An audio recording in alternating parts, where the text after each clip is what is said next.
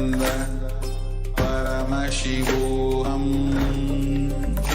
Om Nithyananda Paramashivoham. Om Nithyananda Paramashivoham. Om Nithyananda Paramashivoham. Om Nithyananda Paramashivoham. Om Nithyananda Paramashivoham. Om Nithyananda Paramashivoham. Om Nithyananda Paramashivoham. Om Nithyananda Paramashivoham. Om Nithyananda Paramashivoham. Om Nithyananda Paramashivoham. Om Nithyananda Paramashivoham. Om Nithyananda Paramashivoham. Om Nithyananda Paramashivoham. Om Nithyananda Paramashivoham. Om Nithyananda Paramashivoham.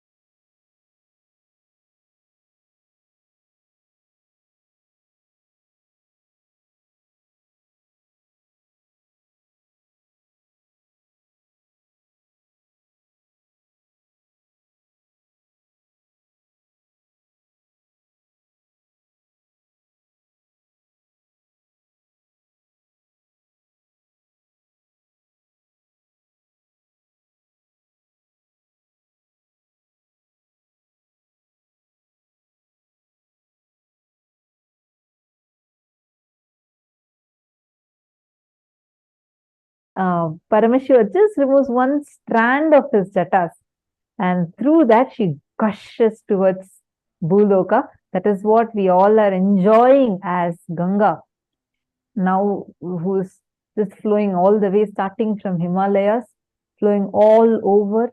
In India, you'll find so many kshetras, whether it is Haridwar, Varanasi, like all different most important places, temples situated around Ganga. So today we are going to be learning about her, experiencing her, and experiencing the qualities that she represents and she's embodiment of. So are you all ready? Shall we enter into today's sessions? One very important thing, see, to get the best out of the sessions, make sure you are continuously participating in these sessions. I see so many of you, irrespective of your time. I see some Malaysians and the people from the Asian time zones or even Europe time zones, for who there will be midnight during the program. But I see so many of you with so much of persistence trying to sit up and really want to experience and have a breakthrough. Very good. But make sure to take your experience to the next level, that you also participate, write down the cognitions you get. That, along with your persistence and sincerity, will deepen your experience profoundly. With this, let's first enter into the first session. The first session, we are going to be learning about Satya Loka. This is the plane where Ganga Mata resides. So let's first learn about Satya Loka.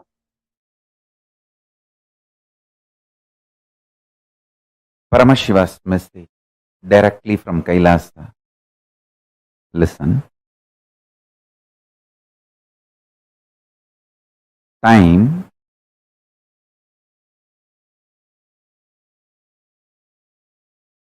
there are vertical time zones, Bhur, Bhuva, Suva, Tapas, Satya.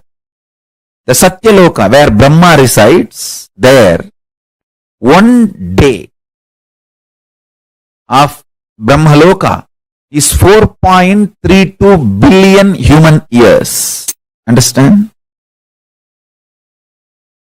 One day of Swargaloka means the vertical time zone above us. Bhur, Bhuva, Suva, Tapa. It goes and Satya, then beyond Satya is Vaikunta, beyond Vaikunta is Kailasa.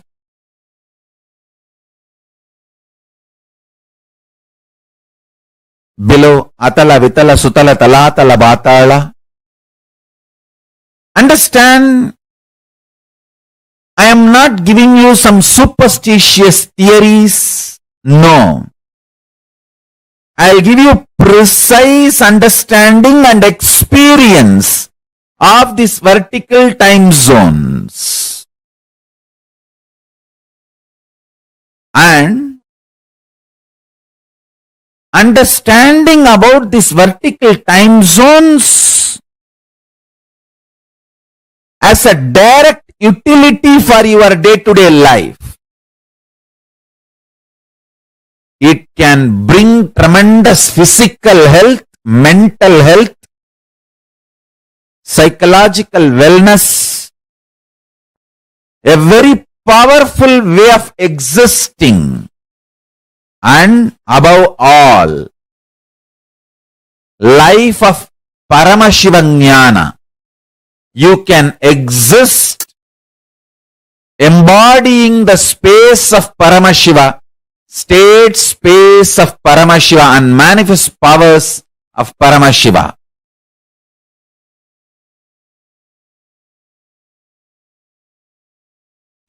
Tapo Loka is above the Jano Loka.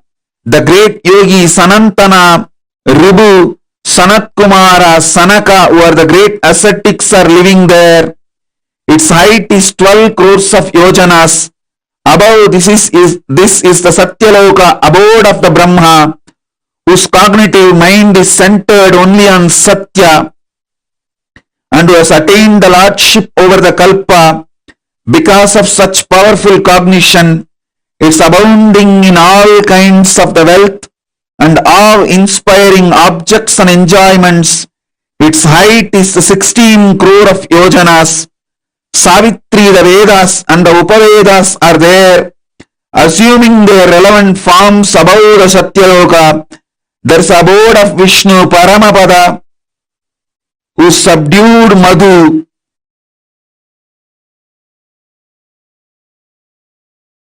Discovering the principle on which all the universes function, all the dimensions and planes, 11 dimension, 14 plane, actually 3 planes fall in one dimension itself. One plane does not fall into any of the dimensions.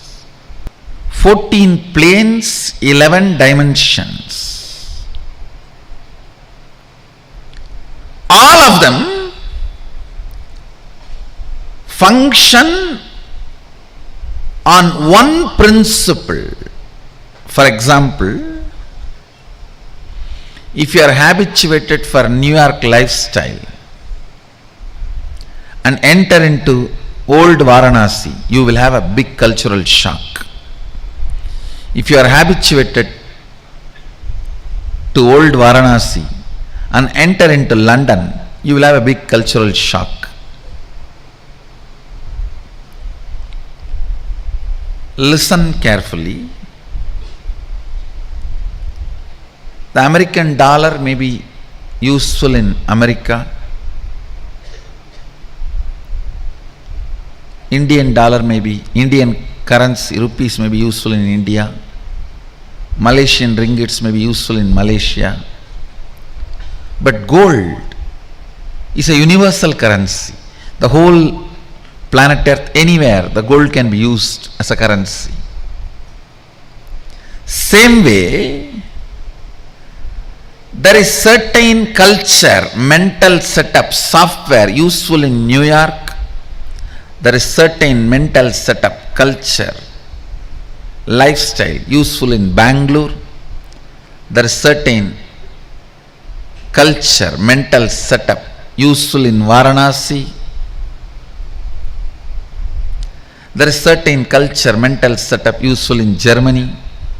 If you move to a different place, you will have a cultural shock. But there is one culture, one principle common to the whole 14 planes and 11 dimensions, the whole Brahmanda. If you develop this one principle in you, you have a cosmic currency.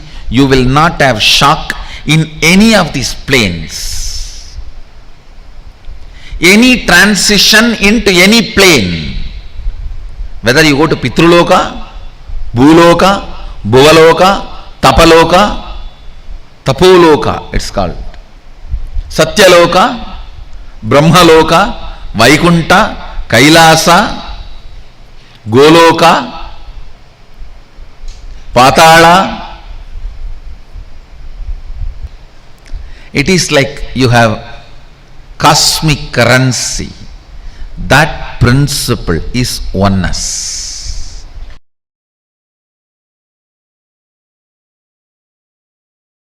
Your breathing becoming intense, especially through certain activities, opens up those dimensions, those planes, and your brain awakens the ability to have access to those dimensions. Listen. Now, you are intensely listening to this truth, and even if it is going above your head, you are trying to let me.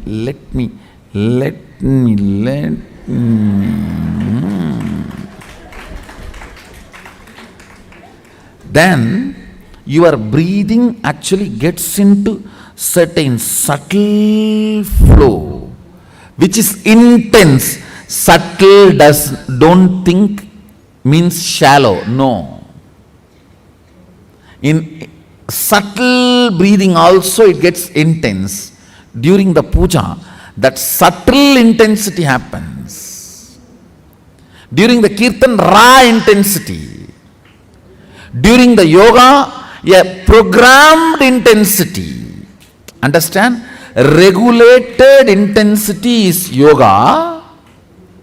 Raw intensity is Karna, kirtan. A subtle intensity is while during puja or during the satsang. Now, your breathing is getting subtle, it will go and hit a component in your brain which will open your ability to access Satya Loka. Listen, each of the activity and the prana intensified through that activity opens up a component or a part of your brain construct which gives you access to the different dimensions of life.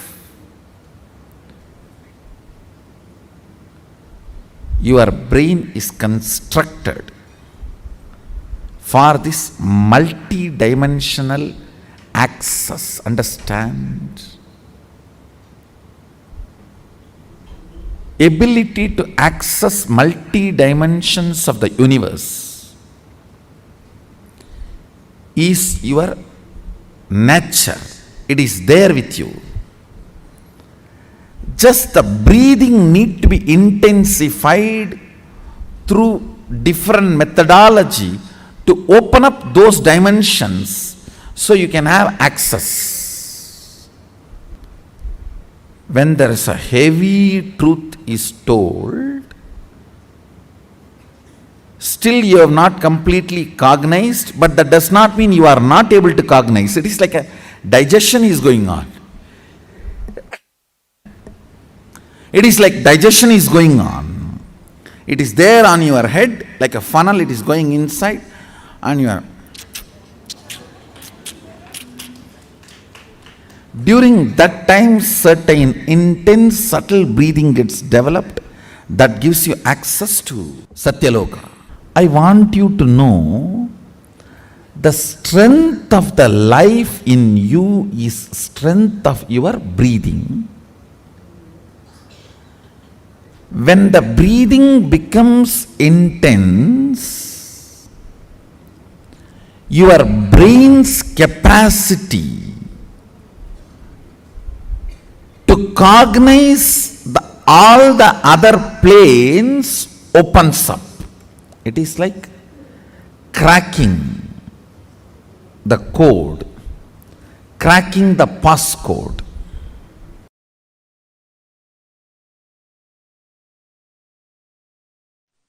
Listen, if you are experiencing oneness, it is Maharloka. If you are experiencing oneness during the multiple expression, even though there are many people, but you know you are in all of them, that is Jana Loka. Even if you listen to these powerful cognitions, you will be irreversibly empowered.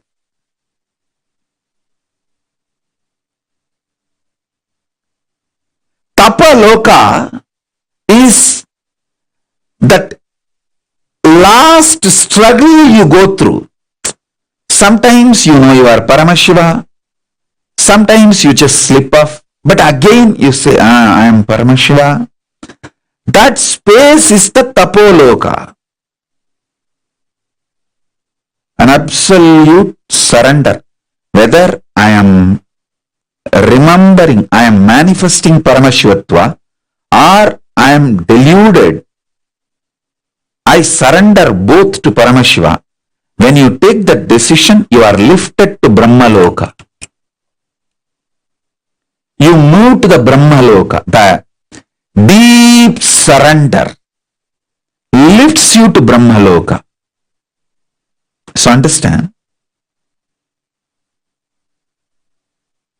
Then from there you move to Parandama, Vaikunta, and Kailasa, then Mahakailasa itself.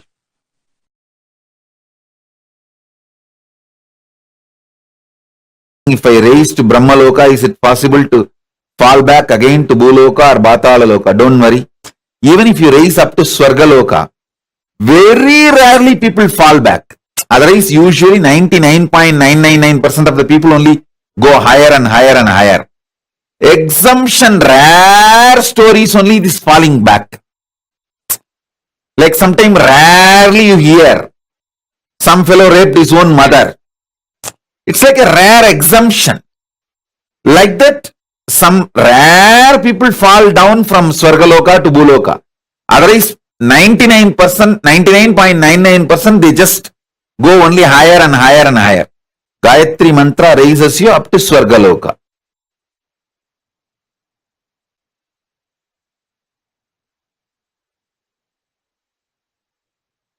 All Purusha, Prakriti, everything you know ends in Brahmaloka.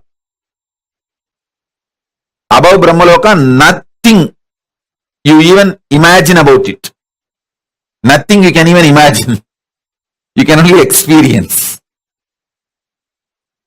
Till Brahmaloka only are your imagination projections can even measure.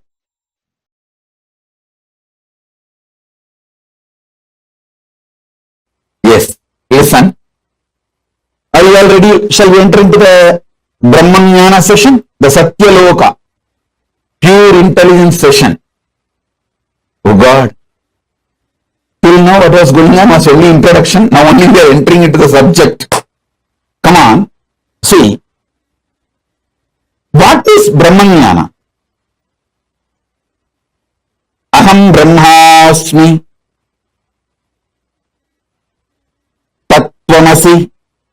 Ayam Anna Brahma. Sarvangalvidam Brahma. Prajnanam Brahma. Listen, I will explain everything. I will explain everything. First listen to all these words I am uttering. Aham Brahmasmi. Tattvamasi. Prajnanam Brahma. Sarvangalvidam Brahma. Ayam Anma Brahma. Shivoham. Soham.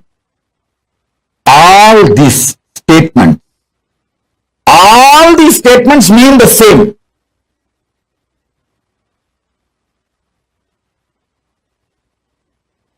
These words are all called Mahavakya. This is the pure Brahmanyana. This is the pure Brahmanyana, Satya Loka.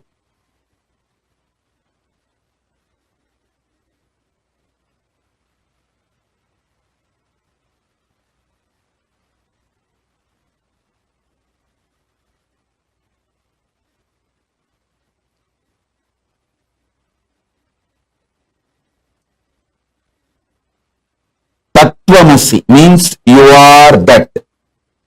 Aham Brahmasmi means what you experience as I in you. That is the ultimate. Prajnanam Brahma means the knowledge. Pure knowledge about Brahman is Brahman. I am Atma Brahma. What you experience as Atma is Brahman. Sarvangalvidam Brahma.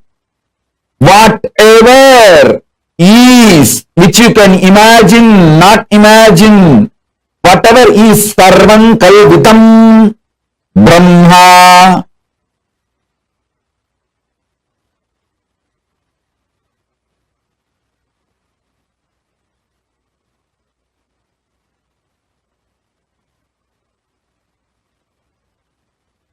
All of you please listen.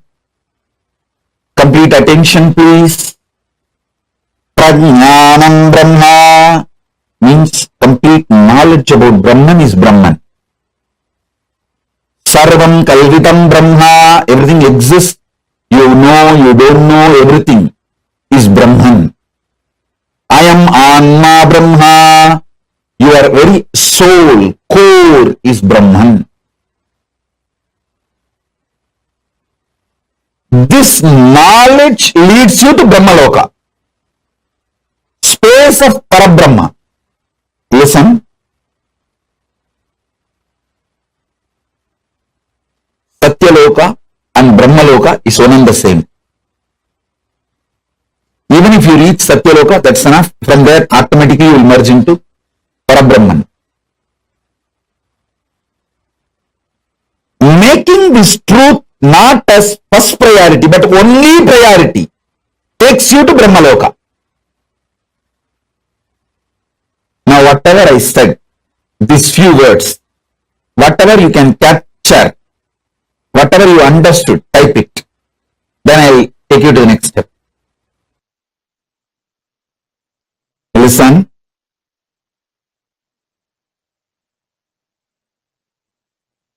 Making Brahmanyana not just your first priority, making that as your only priority, makes you manifest pure intelligence.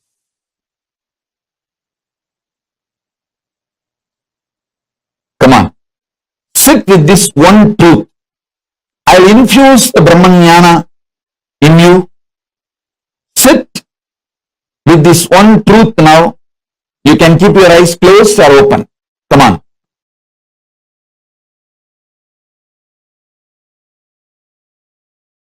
If you start cherishing the idea, I am eternal, means you are eternal.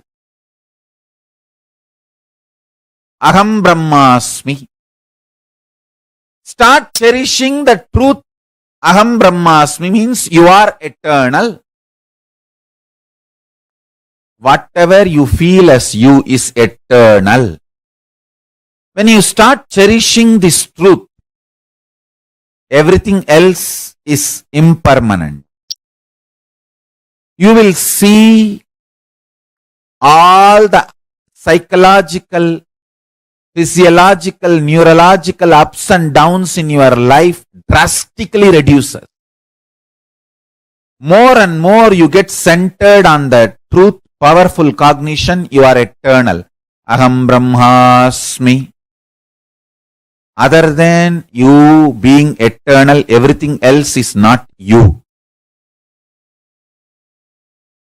When you cherish this one powerful cognition, internalize it, so much of powerfulness will manifest in your life. It raises your physical health, mental health. Nobody can put a value for you. You decide the number. Your utility for yourself and others increases. Wealth is nothing but your utility for yourself and others. If you are able to increase that, your wealth increases. It has nothing to do with education. Understand? Qualification is different, competence is different. Life is all about competence, not about qualification. Qualification may be an initial visiting card, good visiting card, but that doesn't make you successful. Competence makes you successful. Powerful cognitions makes you competent.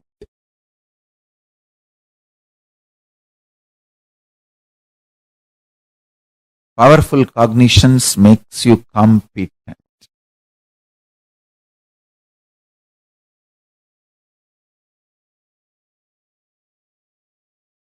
The most sweetest word Parabrahman wants to hear is Aham Brahmasmi. You declaring I am Brahman, oh God, I am Parabrahma. Paramashiva is waiting for you to declare, hey, Paramashivoham. Understand this. Understand one thing. Evolving in cognitions is absolutely celebrated in multidimensional logic. This is one of the most important truth. Ontology of Paramashivam in Paramashivam ontology, there is no space for jealousy, there is no anxiety, there is only one thing. If gods are anxious, they may be anxious for you to become them, you to realize oneness with them, that's all.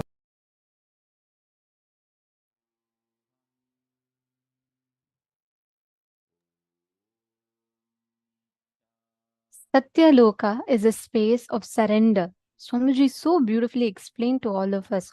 What is that Brahmaloka? What does it mean when we are raising ourselves high to the Satya Loka or the Brahmaloka? Ganga descends from this parallel universe. She was created in this parallel universe, Satya Loka, and then she is accepted into Paramashiva's very own head. And from Kailasa, she flows to the Bhuloka. This is a very, very beautiful happening, very beautiful significance. When you cherish the truth, the higher powerful declarations about yourself as you start manifesting that as your experience. Like Swamiji was saying, Aham Brahmasmi, Shivoham, Tattvamasi, Shivatvamasi. All these higher declarations or the right powerful cognitions about yourself, when you redeclare, when you make them as a part of you, please understand, they start becoming your experience. They start manifesting as the reality for you. Today, we're all, since we're all preparing to receive Gangadhara Murti and Ganga Visarjana Murti darshan, we just need to prepare ourselves with this one simple truth. If we just understand the higher declarations that we make in life, like Swamiji said, each of our brain is constructed for the multidimensional access. When your breathing becomes intense, especially through certain activities like yoga, kirtan, puja, satsang, it opens up those dimensions to us, the higher planes. If your breathing becomes intense because of actions like anger, revenge, jealousy, you open up the energy levels of the lower lokas. Now understand, your brain has the ability to construct, experience, open up to the 14 planes of existence, the 14 lokas. Out of the 14 lokas, Brahma Loka is just above the last. Right? So after Satya Loka, it is the higher parallel universes, Vaikunta, Sripuram and Kailasa. Now, for you to access Brahma Loka, when you access Brahma Loka, what is the benefit that you get? The first and the most important thing is you experience Brahma Jnana, the science of the Supreme Brahman, the experience of cosmos. And when you are in Brahma Loka, what you experience, the constant declaration, Aham Brahmasmi, Prajnanam Brahma, Ayam Atma Brahma, Sarvam Kalvitam Brahma, and Atma Rama, all these spaces you experience inside of you. When you start cherishing the truth, saying I am eternal, and when you start cognizing these truths inside of you, these principles inside you, you manifest that as a reality. You all understanding? So I am eternal. When you make that as a declaration, whatever you feel as you is eternal. When you start cherishing this truth, everything else is impermanent. You will see that all the psychological, neurological ups and downs will not be a part of you. It will just be it'll only be another incident in your life, but it will not be a very big factor in you. Take a few minutes and I request every one of you to post the powerful cognitions that you experience through this session. Can I request each of you to take a few minutes and post? Please take a few minutes.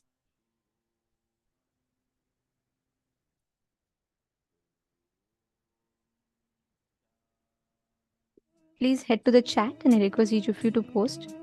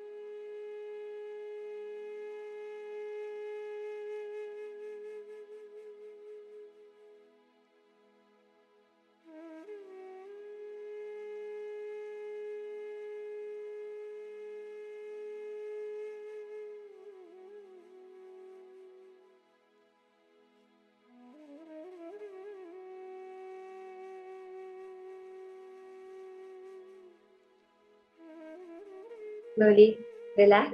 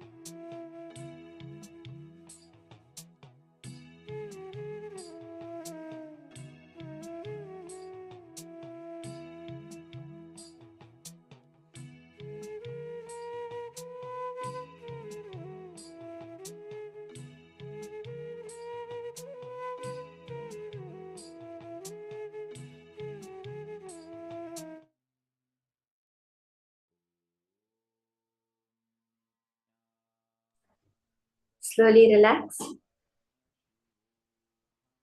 This powerful cognition of I am eternal manifests all the powers that we wanted. Now we are going to be starting with the power of altering the weather. Literally being able to change the Vatavarana in the place wherever you are. This power literally is not just power over something external, but as Swamiji says, all the psychological, neurological, physiological ups and downs become completely irrelevant. They become so small that they have no more effect on your life. That is what is manifesting this power of altering the Vatavarana, through which you can make it from, let's say, if the weather is rainy, you're going to make it sunny. If the weather is sunny, you're going to make it rainy. If it's hot, you're going to make it cool. If it's cool, you're going to make it hot. You're going to be changing the very weather around you. So are we all excited for this? This is it's a very subtle power because you're able to know that you can change the very biology in you. You can change any thought in your inner space, which directly reflects as the change in the Vatavarana.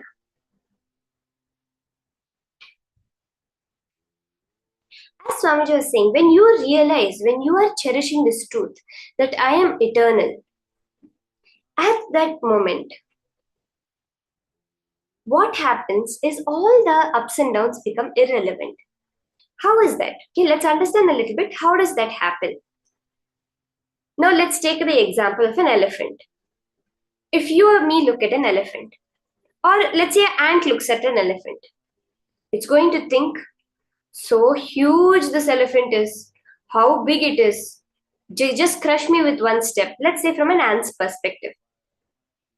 But if the Himalayas, if the mountain is looking at an elephant, it is going to look like an ant. The elephant is going to look like an ant. Am I right? If an ant looks at an elephant, the elephant looks like a mountain. But if a mountain looks at the elephant looks like an ant. It's about the perspective from which you see life.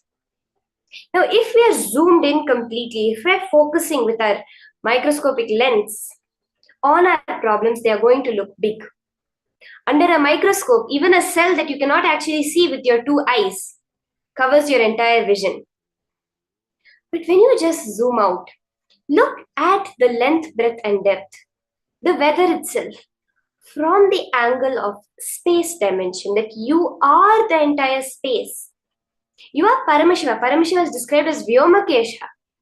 The entire space, the Vyoma, is his hair. That is who you truly are. The way we can understand is that space, that dimension where the big bangs are there, the black holes are there, where the galaxies, the stars, that is how enormous, how large, how vast we, each and every one of us are. From that angle, when you look at your problems, when you look at even the weather, even any ups and downs happening within you, what is weather? Nothing but what we consider the ups and downs in us as the ups and downs in the nature. That is why we see in so many movies and so many renditions, we see that how when the person is angry, the fully lightning storms happen. When the person is happy, the beautiful sun comes out.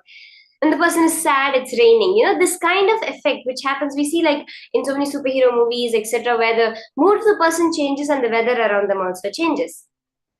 Because the weather, what you perceive is, in a way, you can understand the mood of the Vatavarana, of the atmosphere.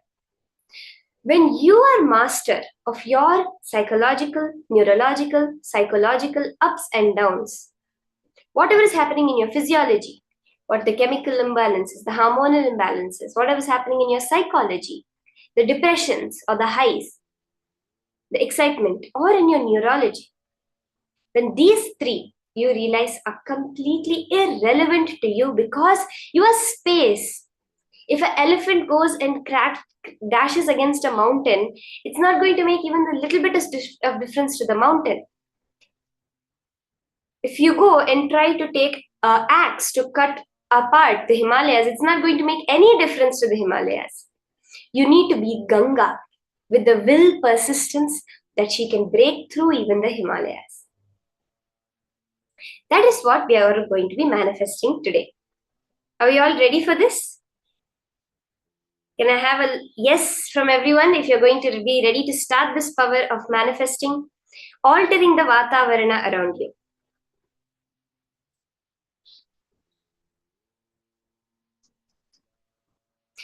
The Shastra Pramana for the power of altering the Vatavarana is from the Vijnana Bhairava Tantra, Sutra 113, Dharana 87. Sampradayamimam devi shrunu samyak vadamyaham kaivalyam jayate sadyo netrayo stabdha matrayo. Bhagavan Paramashivam is revealing to Devi Parvati, "O Devi, listen to this sacred tradition. I shall reveal it to you vividly, completely, samyak. Just keep your eyes completely open. Do not see or perceive anything. By simply keeping it fixed with a steady gaze, tabdhamatra, on the reality within, the state of kaivalya, aloneness, the oneness that expresses its extraordinary powers and experiences will occur immediately."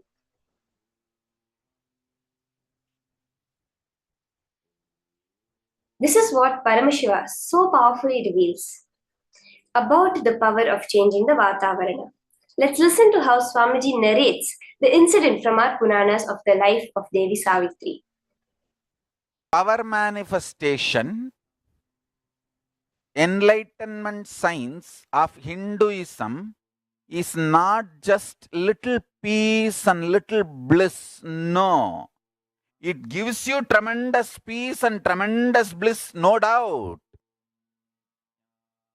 But the conscious science of Hinduism is playing with the reality. One chaste woman who does not want to lose the husband for some reason because she loved him so much, she just stopped the sunrise. And it is true. It is true. Just calculate the Satyavan Savitri's time period. Go and check astrological flow.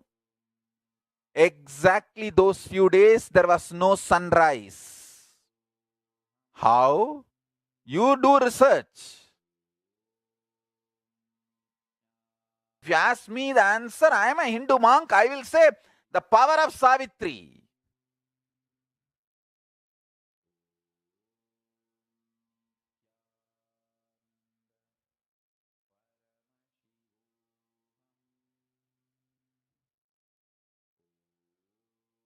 You can try to find out whether there was any huge dust cloud formed between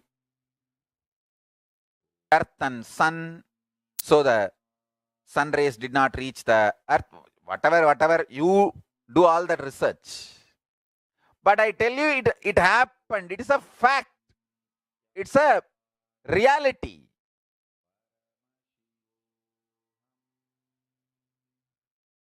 Savitri was able to stop the sun rays falling on the planet Earth for few days. Chastity.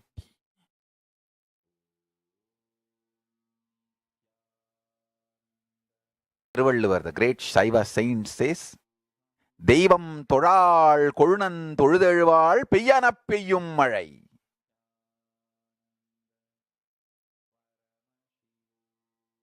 Toral means not worshipping, no need to be worshipping. It means she experiences husband as God so strongly. She is connected with the Paramashiva component of her husband, the conscious component of her husband. She does not feel the need to worship any other god separately. That kind of a strong, chaste woman, Peyyana Peyyum Mazhai. When she says shower, rain showers, nature listens.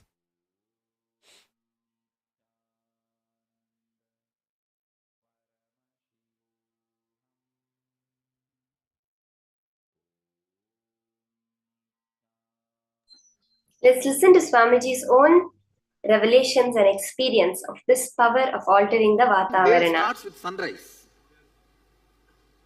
I don't know how many of you today observed. I got a little late for the Dvajarohanam. It is supposed to be 6:40 to 7. I told the son, don't come out till I finish the Dvajarohanam. And today, 40 minutes sunrise late. See the Biddi sunrise time today.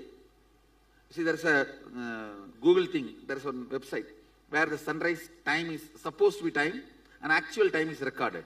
Today will be 40 minutes late.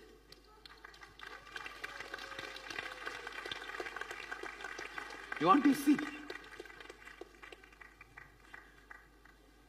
It was actually only after I came out, finishing the Dvajarohanam, sun was even seen in the east. Not because of cloud. Cloud means he will be seen higher.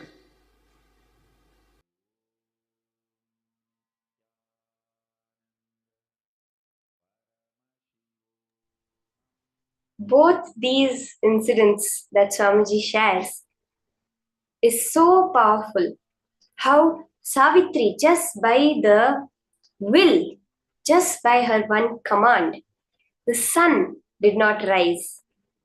And how Swamiji himself reveals how the sun was 40 minutes late to keep Swamiji in integrity with the Muhurta for the rising for the Dvajarohanam. And actually, I know many people are a witness to one more beautiful incident from Swamiji's own life of altering the weather when Swamiji had gone for the Kailash Yatra.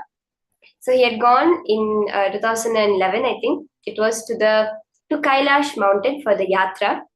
And he had taken all the disciples and Adinavasis with him. And at that time, when they had gone to Kailasha, the guide who was guiding them, the tour guide who was in that area, he said actually last 2 weeks, it's been very cloudy and none of the pilgrims have gotten to see Kailash. So there's only a certain range of Kailash, you can go close to it. And there he was saying it's been completely cloudy. Nobody has seen Kailash last 2 weeks, but okay, you guys have come. So the whole group went. And at one point, Swamiji said, don't worry, the clouds will move. He just did like that. And this is all video recorded. This entire incident is actually video recorded. And Swamiji says, don't worry, the clouds will move. Kailash will give us darshan. And gets back into the car. And he goes for about like 5-10 minutes. And the clouds just move apart, giving them the darshan of Kailasa. Within a few minutes, the whole clouds move apart. And all of them have the darshan of Kailash. They stayed there for 2-3 days. And the darshan was wide open. No clouds in front of Mount Kailash. Day and night giving the darshan. And then I think after 3 or 4 days, they came back. They finished the whole yatra and they were coming back down. As soon as there's one certain area which is considered the boundary of Kailash, so when they stepped down from there and Swamiji stepped down and they turned around, clouds had completely covered the mountain again. And the guide was saying that this is impossible. Last literally 2 weeks, nobody has been able to see Kailash. And the prediction was it's supposed to be like this for about another 2 more weeks. But these 4 days, correctly, there was not even a single cloud. And as soon as they left, the clouds were back. And even after that, for till the predicted time, the clouds were completely covering Mount Kailash. This is the power that Swamiji has demonstrated so many times in Bali. When we had gone in 2013 December to Bali, we had gone to visit a certain volcano in that area, and the clouds had completely covered the volcano. So we were all like, there's no. A lot of the participants were starting to feel like, why did we come here? We wanted to see the volcano, but it was a dormant volcano which was not active for a long time. So, and they were like, we couldn't even see it. It's just dark, and everyone had gone inside the restaurant. And then Swamiji arrived. He said, "Don't worry, I've all come to see this. I'll make the clouds move." And literally, like I think it was 10 minutes later to half an hour, like 10 minutes to half an hour, the clouds were completely cleared out, and everyone came out from the restaurant, and everyone was seeing the mountain, taking pictures, enjoying it. And we left about an hour later, and by the time we had left, it was dark, and the clouds were completely covering the volcano again. This is one I have personally witnessed with my own eyes. Like this, Swamiji has demonstrated it multiple times. And even as Balasans of Nithyananda Gurukul, in Gurukul, like I think I've told this so many times, but nature means if it rains, we want it to stop, we need to go from one place to another. Just Paramashivam, Indra, can you stop it for some time? We need to just cross to go. Rain will stop, we cross the area, we go back to the next building, the rain starts again. It's just so casual, so just manifesting just like that for all of us. Now, all of us are going to start this manifestation. When you zoom out and understand that these psychological, neurological, physiological ups and downs within you are so trivial, they are so pointless, they have no meaning to you, because you are Paramashiva. You are the vast space in which the big bangs and black holes, the galaxies, stars are being created. From that vision, knowing you as that, no ups and downs can affect you, and you can affect all the ups and downs. From that context, go open the app, the weather app, the weather prediction. You can go to the website accuweather.com and take a certain location. Choose a certain location. Take a screenshot of the current weather in that area. You can do it with where you are also. You can take any other location also. You can pick up a certain weather prediction for your area. Take a screenshot of it. If you're physically there or you know someone who's physically there, take a picture out the window also.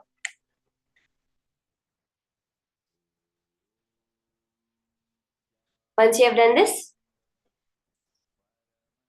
take a before picture, both on AccuWeather, a screenshot, and if possible, a picture of the weather outside of the sky right now.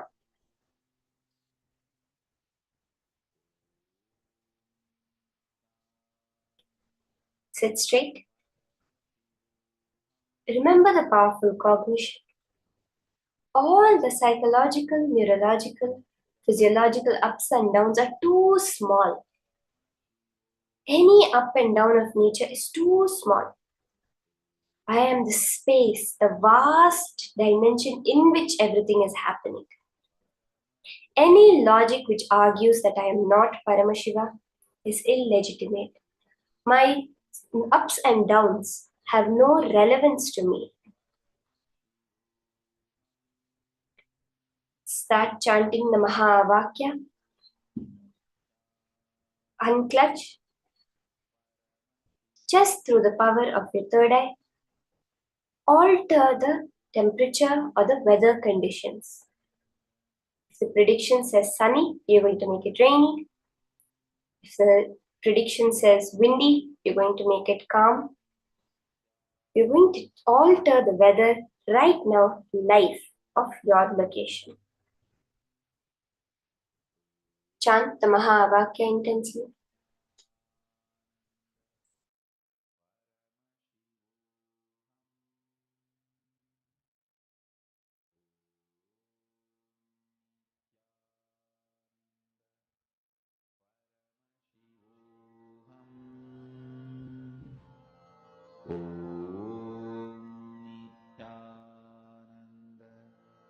Paramashivoham.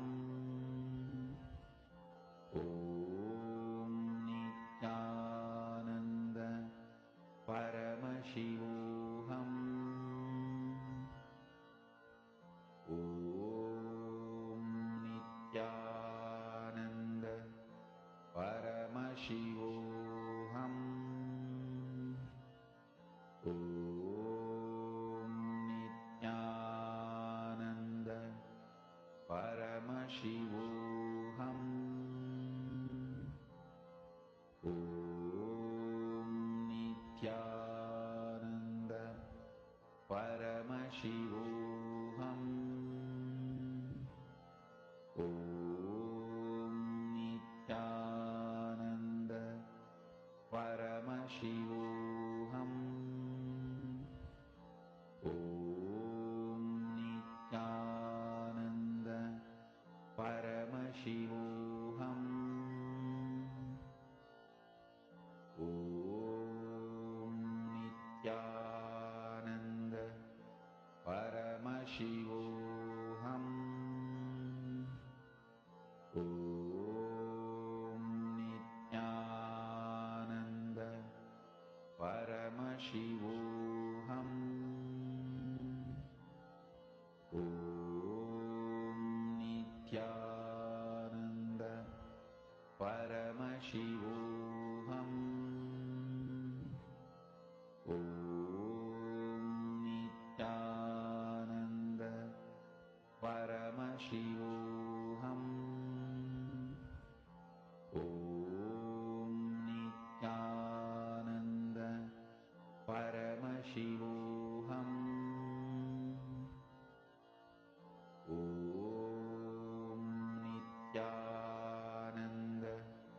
Paramashivoham.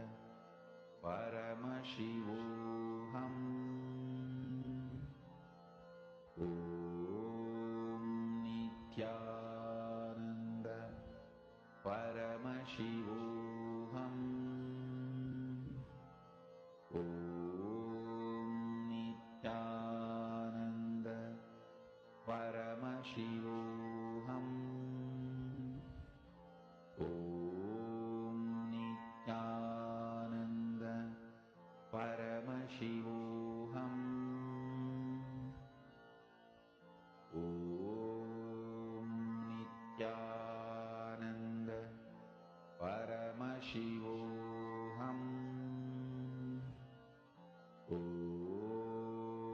Nithyananda Paramashivoham.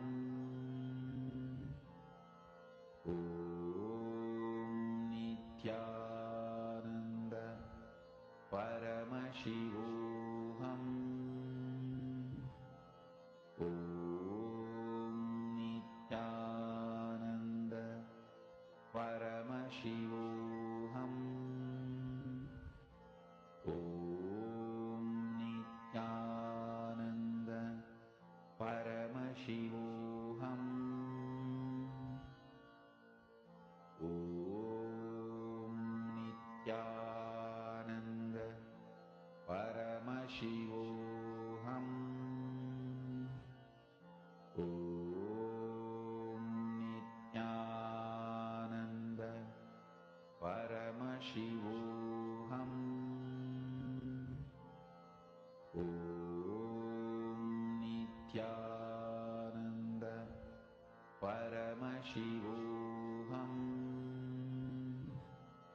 Om Nithyananda Paramashivoham.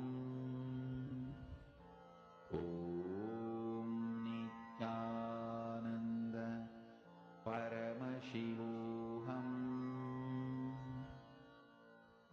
Om Nithyananda Paramashivoham. Om Nithyananda Paramashivoham. Slowly relax. Om Nithyananda Paramashivoham. Open your eyes and check on the weather. Go back to AccuWeather. Take a picture again outside how it is. See the difference in the temperature, in the precipitation, in the rainfall, in the actual prediction for the weather in the next few hours. You can check all of this. We're going to be manifesting many more rounds of this and various versions of this power of altering the weather, through which you can experientially understand that your ups and downs are completely under your control. Now, we are going to be entering into the next session. How powerfully Swamiji reveals the story of Ganga. Not exactly the way we know it, but with its actual significance, how the story of Ganga represents the story of an individual's journey to enlightenment. And how, by experiencing that space of Ganga, we can experience the ultimate enlightenment. Let us now listen to these powerful cognitions on the life story of Ganga from Swamiji.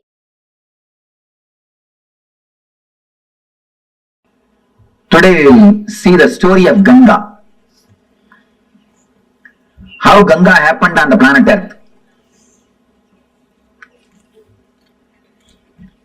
Ganga is considered as a river which is there in the higher lokas.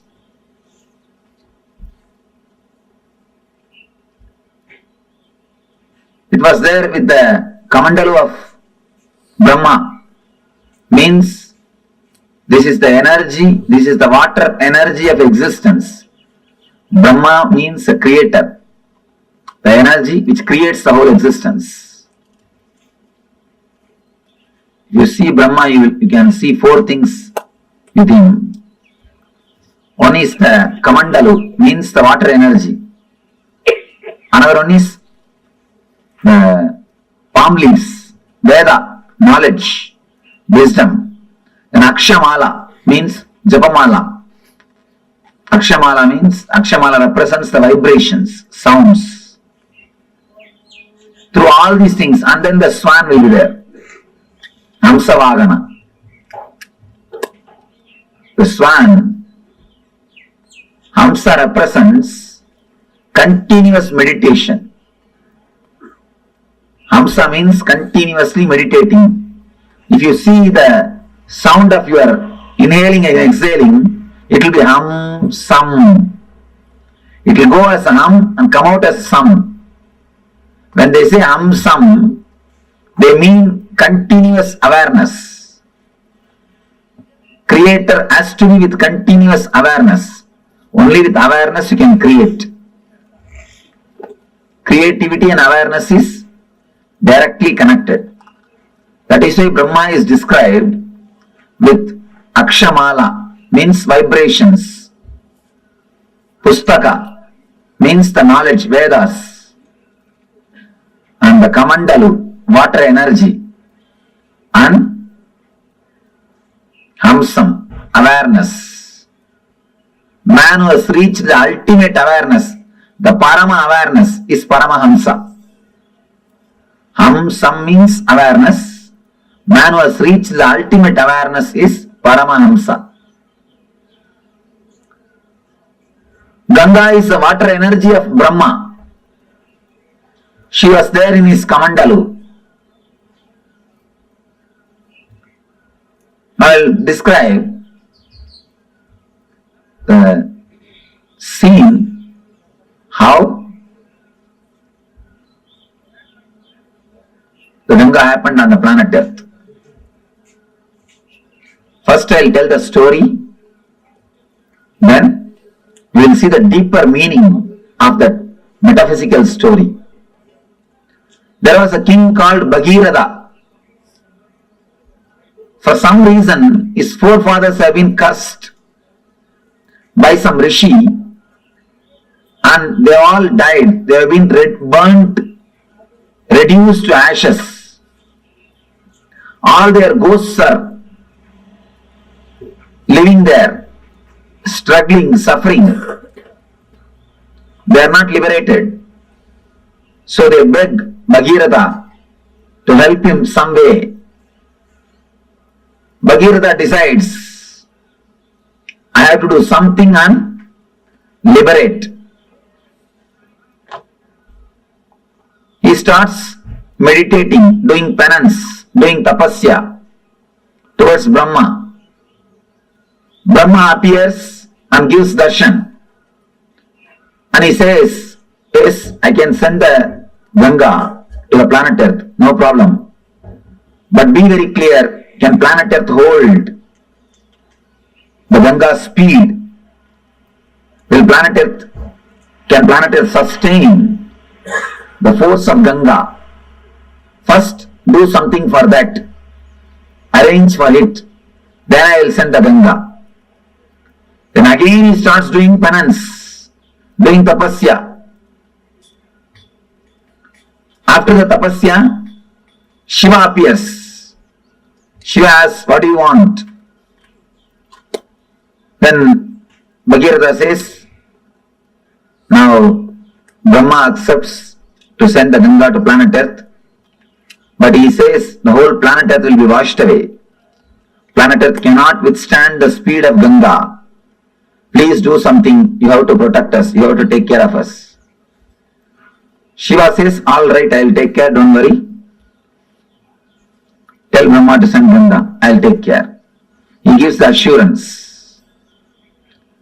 Then again he meditates towards the Brahma. Now Brahma appears and says, I am ready to send, but Devatas are not ready to depart with Ganga. Devatas wants Ganga to be there. Bhagiratha asks, what for Devatas wants Ganga to be there? No, they have to take bath in Ganga every day. It is their life source. Ganga is not simple water, it is an energy. By bathing in that only, every day they rejuvenate their body and mind. And anybody takes bath in Ganga every day, naturally their body and mind will be rejuvenated. That is why in this hilly area, no medical facilities, practically nothing. But see how many millions of people are living happily. Happily, they are living. Ganga is the mother. who is protecting everybody. So the Brahma says they have to take bath every day. Then Bhagirath says, all right, I'll arrange all the facilities for devatas to stay in the planet Earth. Just on the banks of Ganga, I'll create cities where all gods and goddesses can live and have bath every day and have their regular routine as they have in the other loka, as they have in the Brahma loka. Brahma says, if that is the case, then I agree. Go ahead and do it. Then he comes and does tapasya towards Himachala, the Hima hills, Hema Parvata, the Himaraj, who is the father-in-law of Shiva. He does tapasya towards the Himaraja. Himaraja appears and asks, what do you want? I want you to be the host for Mother Ganga. I want you to be the host for Mother Ganga. And you are the person in whom I can create a city for all the devatas. And only from you, the Ganga can flow. You are the only person who can be base for Ganga. Then she goes and tells Himaraja, host her. Himaraja accepts that Himaraja will host her. Then Bhagirath starts building the whole city throughout the route in which Ganga is supposed to travel.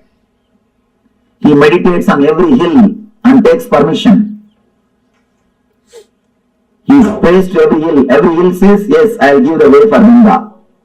So all the whole route is cleared. Then he goes and prays to Kalabhairava, who is the in charge of city Varanasi. Kalabhairava is the in charge of Varanasi city. He meditates towards Kalabhairava. Kalabhairava appears and says, what do you want? I wanted, please give us the way for Ganga. You should receive Ganga and give us the way. Kalabhairava says, surely I will give, don't worry. But this is such a holy city. Tell Ganga to do a protection of the city and go.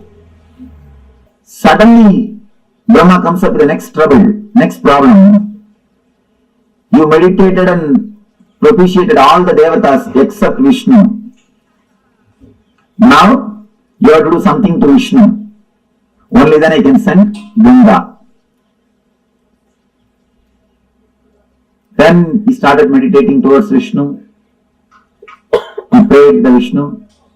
With tapasya, Vishnu appeared. What do you want? I wanted the Ganga to come down to the planet Earth. Unless you agree, unless you do blessings, it will not be possible. Please bless me.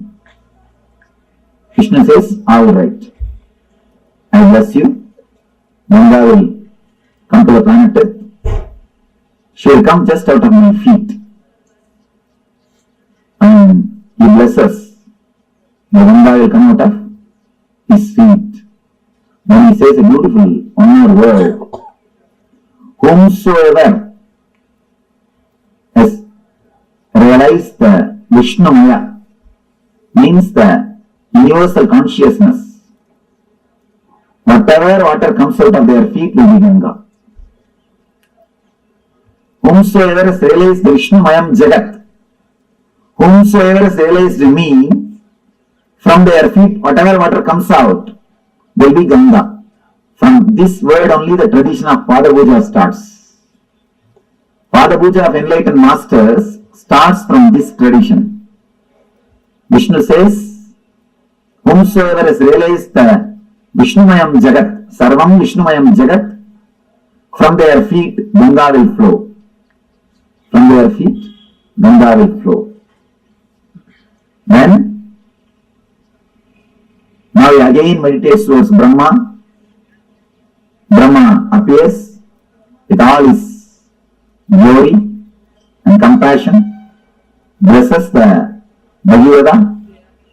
Then he prays to Ganga Ma.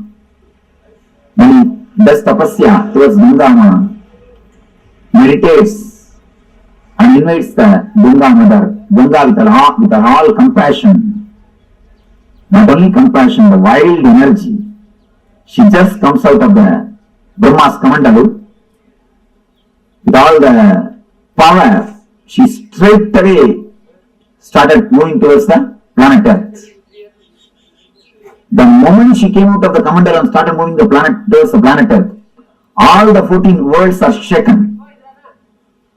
All the devatas, all the rishis, all the munis simply escaped from their planet Earth and ran away because they got frightened. The pralaya is going to happen. Means the end of the world has come. Such a power, they simply ran away from their world. They escaped. And appears Shiva. Shiva beautifully appears and puts his head in between the Ganga. She straight away lands into Shiva's head, into the matted lock. The next thing, she gets locked in the hair itself.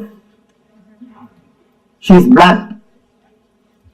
Here, Bhagirava is sitting, waiting for Ganga for one kalpa. What has happened?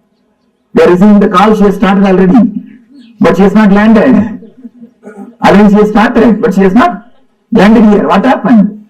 What happened in the way? Again he meditates towards Shiva. Shiva appears and says, yes, she is there in my head. Now what do you want me to do? Bhagirava says, please just send her a little bit. Don't hold the whole thing. Then Shiva says, oh, is it so? Alright. Then just, he moves one hair. Just he does. Only one hair moves. And from the one hair gap, just Ganga comes out and lands on the Himalayas and comes. That is the river which is flowing throughout this planet Earth.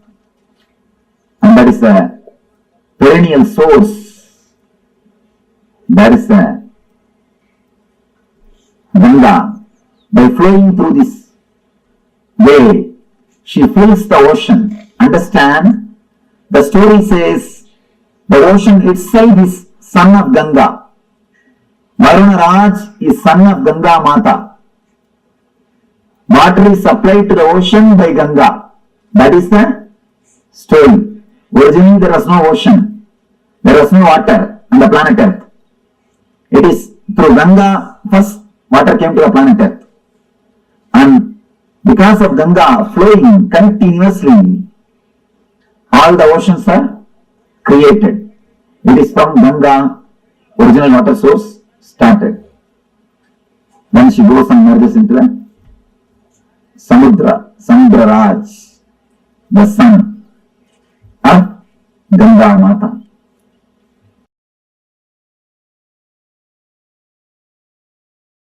Ganga is a river of knowledge, a river of enlightenment. There are some slokas which says just by drinking the Ganga water you can get enlightened. With all my integrity and authenticity, I can vouch with my integrity and authenticity.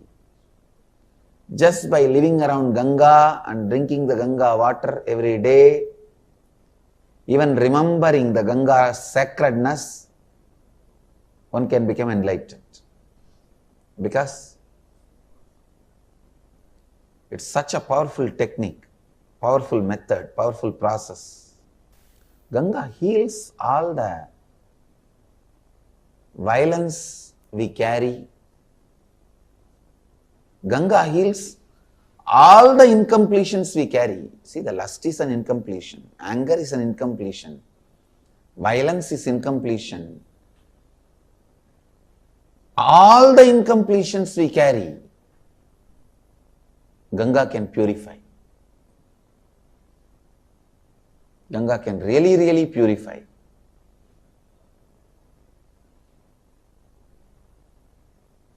I used to sit in the banks of Ganga,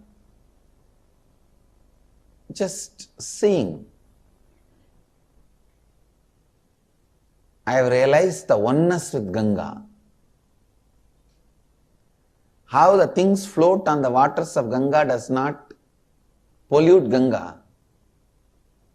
Same way I have seen The thoughts and incompletions floating in my inner space does not make my inner space polluted.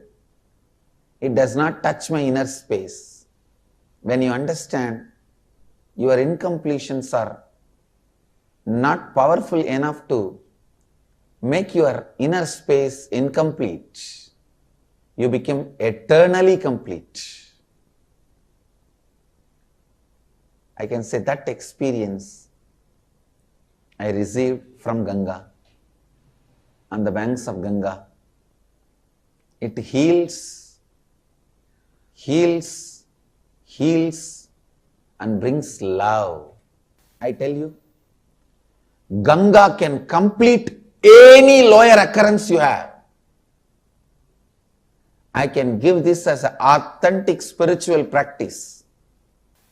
Actually, just for this, I wanted to create a ashram in the banks of Ganga.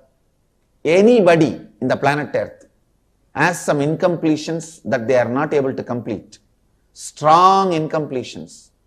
Just come and spend time in the banks of Ganga, drinking Ganga water, eating the food cooked in Ganga water. Whenever you find time, morning and evening, sit in the lap of Ganga, sleep in the breeze of Ganga. I tell you, with all my integrity and authenticity, Ganga will complete you. Because even the people who are dead, their incompletions, curses given to them, their incompletions, she has completed. And you are alive. She can enter into your muscle memory, bioenergy and complete you. Do pranayama in the banks of Ganga. That Ganga prana will go inside. Eat the food cooked in the Ganga water. Drink Ganga water. Live in the banks of Ganga. Sit in the banks of Ganga and meditate. Sleep in the banks of Ganga. In her breeze. Enjoy the weather in the banks of Ganga. I tell you, she can complete you. That is why many sadhus who live here, even if they don't do any spiritual practice, they will be liberated. They will become a Jivan Muktas. Just because of Ganga's power to complete. She is here to complete. The tradition says sadhana done in the Ganga's bank brings thousands of times more result. It's true.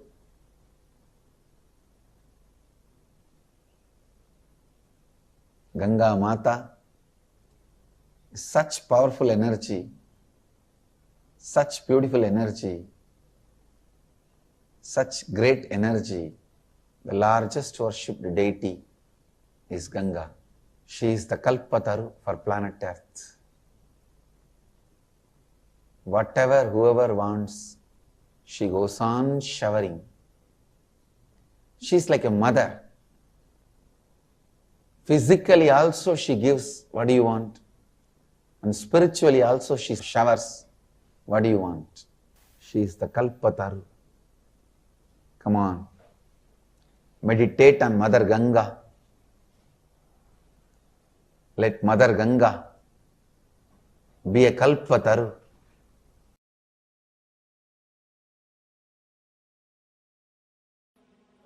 Now you will understand the whole story of Ganga from the dimension of a spiritual enlightenment. Actually, the whole story is metaphysical expression of Bhagirava's enlightenment. The whole story is the metaphysical expression of Bhagirava's enlightenment. First thing, Bhagirava is tortured by the past samskaras, engrams. That is the elderless who are not liberated, who are still there hanging around him. He is continuously tortured by the past samskaras, engrams. So he does tapasya towards the creator of the whole universe. Continuously meditates. He wants the knowledge, the energy to be flooded on him so that all the engrams will be washed away.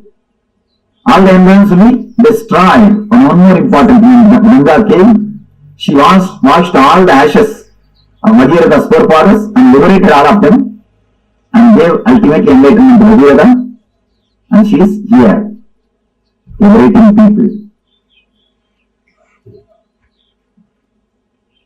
So he is meditating towards the creator, the divine energy,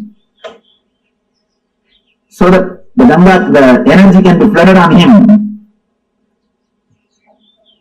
The Shakti can happen to him. All the engrams will be washed away. He will be liberated, enlightened. The first darshan of creator is what I call first experience, Satori. Understand, why do you think Brahma is described with 4 heads? Don't think 4 heads are there. He can see complete 360 degree. The first experience is what is described as Brahma. A man who gets the experience of seeing complete 360 degree is what we call Brahman. He has achieved Brahma. He has achieved the Brahman consciousness. Whosoever gets the experience of seeing this side 360 degree and this side 360 degree achieves the Brahman consciousness. Bhagirada achieves Satori, first experience, glimpse. Then the Brahma says, enlightenment can happen to you, but be very clear, will your body stand? Prepare your body and mind. Will it be able to stand, sustain? Prepare it. Then it will happen forever. Prepare yourself. Create the maturity so that the energy can be with you forever. Then Bhagirada starts his tapas. Bhagirada starts his tapas. All the energy centers is awakening and preparing all the energy centers to receive the energy and to sustain it, to radiate it. If you don't prepare the planet Earth and call the Ganga, it will not be blessing, it will be a curse. It will destroy the planet Earth and the other worlds. So unless you prepare your whole body mind, enlightenment cannot happen. You need complete preparation. Satori can happen. You need complete preparation. Now he meditates towards the Guru who will guide, who will hold the energy and give you how much you wanted. He is the Shiva. He meditates on the Guru, Shiva, and asks, Master, when I have the experience, see my maturity and take care of me. Go, let me go with maturity and energy. Just take care. How much I mature, that much supply the energy. Please let you be the safety valve. Let you be the dam. Then appears Guru. Says, I'll take care. Don't worry. Then, once everything is ready, he has to prepare the base for the energy to land. Is Ananda Chakra. Ananda is the base on which directly the Ganga can land. Ganga can descend. So he creates all the 7 cities, 7 chakras. He clears the roots, opens all the chakras, makes himself mature. So that when energy descends on him, when enlightenment happens on him, it can stay on him and help the whole world. It will be a blessing for him and to the whole world. He continues to do tapasya. He propitiates all the devatas, means the devatas who are residing in every chakra. Then comes Kala Bhairava, in charge of Varanasi Swadhisthana chakra. and he asks, please give me the way for Ganga. Kalbhairava says, surely I'll give, but tell her she should go round. She should be around me. She should be in me. That is why Swadhisthana, energy is installed in Swadhisthana. Energy is installed in Swadhisthana. It is Swadhisthana where the self is established. Himalayas is Anandagandha. Varanasi is Swadhisthana, where the energy is installed, where the whole energy takes a turn, where whole energy takes a turn. He propitiates all the devatas, prepares the whole thing, then intensely starts meditating, calls the Ganga.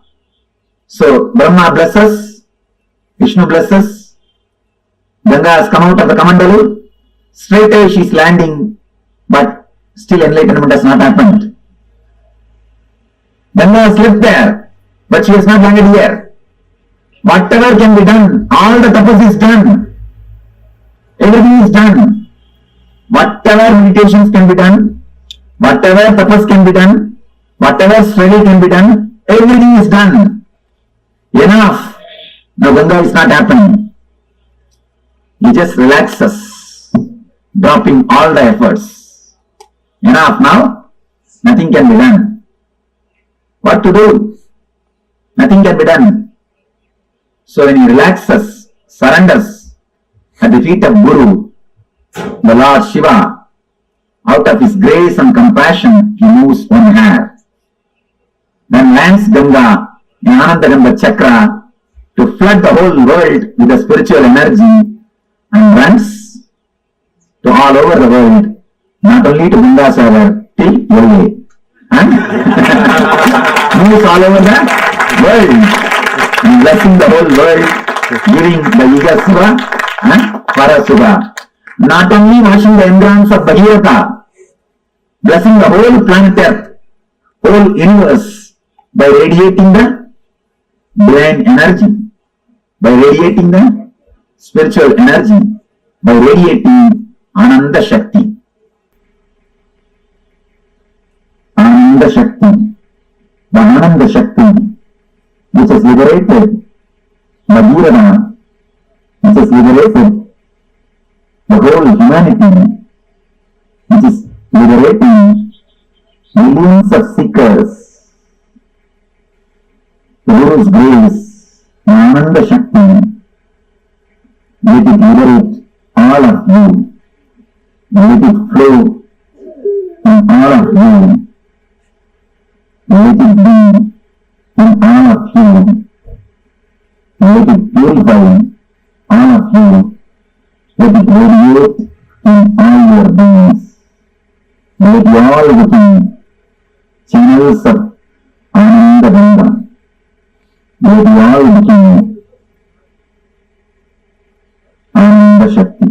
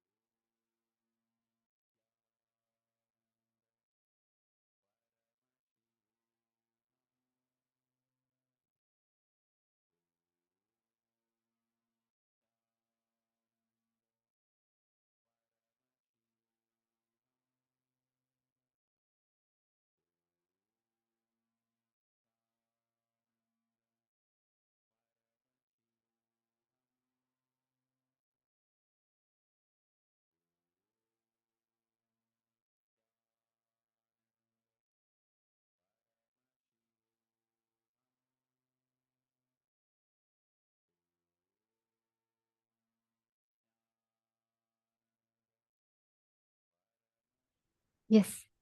Did you all listen to the story of Ganga? How Devi Ganga descended to planet Earth? This story in itself is one of the most beautiful stories because, see, Swamiji explains, it's a metaphor of enlightenment itself. Because what journey of Ganga represents is the journey of an individual soul's enlightenment. How you, me, as an individual soul, how we travel towards enlightenment. Bhagirath represents that persistence of humanity. It was after a lot of will persistence that enlightenment was bestowed. It is, see, it is not like it's not a very easy thing, right? We are talking about not 1 year, 2 years. We are talking about 1,000 years. The kalpa, he prayed for so many kalpas, they say, because he lived, firstly, he should have lived so long. And kalpa includes one whole pralaya, whole deluge time, and the beginning of a civilization, the peak of a civilization, the fall of a civilization, and a decline of a civilization. All these put together forms a kalpa. And Bhagirath prays for so many kalpas together for him to experience Ganga, experience enlightenment.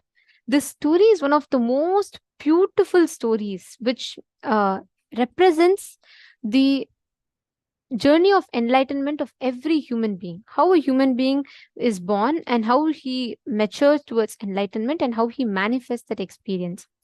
Now, every one of you that are here, Ganga represents that will persistence. To experience Ganga, you need to have that tremendous will persistence.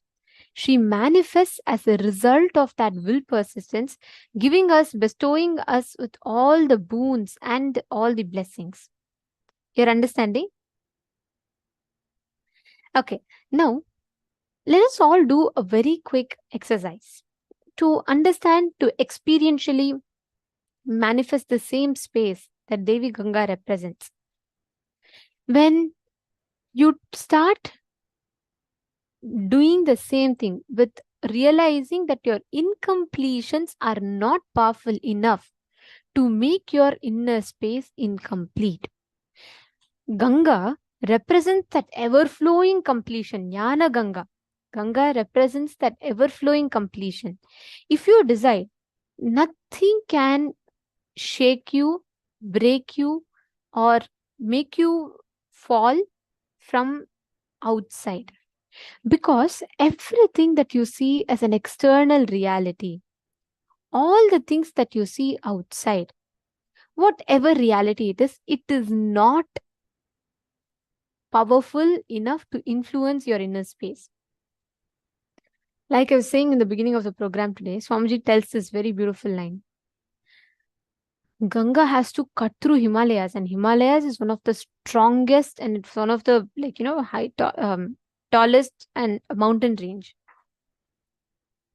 For her to break through the Himalayas and come, it is not by power. She's not having like so much of force when she comes. It is her persistence that makes her break the Himalayas. She continuously flows and doesn't give up. She keeps flowing. That is the representation of will persistence. Ganga is a river of knowledge. She is the river of enlightenment. There are a lot of beautiful stories, Puranas and shlokas in Hinduism, which tells just by drinking Ganga water, you can get enlightened. That is why she is known as, she is given the status of a goddess, Devi Ganga. And Ganga, Swamiji tells, is the embodiment of completion. She completes you because even the people who are dead, their incompletions, lower occurrences, their incompletions, she has completed. And you are alive, she can complete you even more. She can enter your muscle memory, bioenergy itself and complete you. That is Devi Ganga. She represents, she embodies that ultimate divine manifestation. Actually, Swamiji, right? There's a very beautiful happening from Swamiji's life. I'll share this with you all. So do you all know that Swamiji went for the 9 years of Parivrajaka? Most of you, everyone here is aware. I'll tell you one very interesting story from that happening. So this was around towards the end of Swamiji's Parivrajaka Yatra, okay? And Swamiji had traveled, he'd wandered the length and breadth, and Swamiji went to the Narmada river in Omkareshwar. And these rivers are all, the source is Ganga, Devi Ganga. And from there only the Sapta Sindhu, the 7 sacred rivers of Hinduism happen. So Ganga, Yamuna and Saraswati, these are the few main rivers. And the source of the water itself is Devi Ganga as per the Puranas. This is very beautiful happening, okay? So when Swamiji went there, during his Parivrajaka time, Swamiji said, after almost spending, it was almost, 8 years past, and Swamiji said he still hadn't received the experience of that avataric mission, the realization, that enlightenment. Of course, Swamiji attained enlightenment at the age of 12. But the purpose, the seeking, the truth that Swamiji was seeking, Swamiji said he couldn't still realize it. So what happened? Swamiji said he fell into such a extreme frustration. And understand, when I use this word, I'm using the word that Swamiji used, but this is not equivalent to what we understand. Our degree, even in feeling depressed or frustrated, we have very shallow experience in that. For incarnations, it's very different when they tell it and their experience. Anyway, Swamiji tells, Swamiji fell into such deep depression and frustration. Swamiji felt like, have I wasted all my youth, all my time, life, everything I put into it, and I'm still not able to find. So Swamiji said that in that frustration, in that deep frustration, Swamiji used to carry a stick, the Yoga Danda, and Swamiji used to carry Kamandalu and a photo of Sri Ramakrishna Paramahamsa. That was like Swamiji's life. Okay, Swamiji threw away all of them, and it went, or the things went on the other side of the banks of the river, and Swamiji threw all of them, and Swamiji decided that he is going to drown. He decided that I'm not going to. This life is it's of no point because I've not found the truth. 8 years I've spent and I've still not gotten it. Swamiji told it is not the way we understand when I use the word depression or frustration, because what Swamiji explained is completely different. Swamiji said it was such a deep thing. Swamiji's whole being was sucked into that, almost as if, before launching, how a tiger would withdraw back and then come back with more energy, something like that. It went into such a low. Swamiji decided he decided that, there's nothing else left. He started walking into the river Swamiji wanted to just drown into the river. So Swamiji started walking. Swamiji closed his eyes and he put his leg on the water, and Swamiji started going. At the end of it, when Swamiji is walking, and Swamiji says, he is not even feeling like he's drowning. He's walking. By the end of it, when Swamiji opened his eyes, he was on the other banks of the river. Swamiji had not drowned. Swamiji had his avataric mission and realization. He had walked on the water, reached the other bank of the river. In that bank, in that very place, Swamiji had the avataric mission, the realization of his incarnationhood. Then Swamiji said he had that the whole call for his birth just was awakened in him, and Swamiji realized the purpose of his life. This story just reminds me each time of will persistence. The willpower, the strength. The moment we decide, I tried for 1 year, I tried for 1 day, it didn't work, so this will all not work for me. For 8 years after Swamiji tried, his intensity only increased. He didn't give up. He didn't say, I can't do all this. He never gave up. His intensity became so strong, it pushed him to have the next level breakthrough itself. That is the power of persistence. That is the power of what Swamiji represents, that space of incarnation, just that way. If you just sit and if you decide, I will manifest this same space in me. Ganga will open up inside you. Just sit, meditate on this truth. Meditate on the truth what Devi Ganga represents. Meditate on what Ganga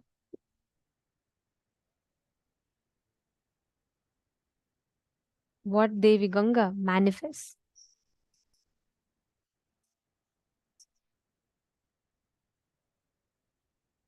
Sit straight. We are now going to be playing some oneness capsules where Swamiji himself is sitting in the banks of Ganga.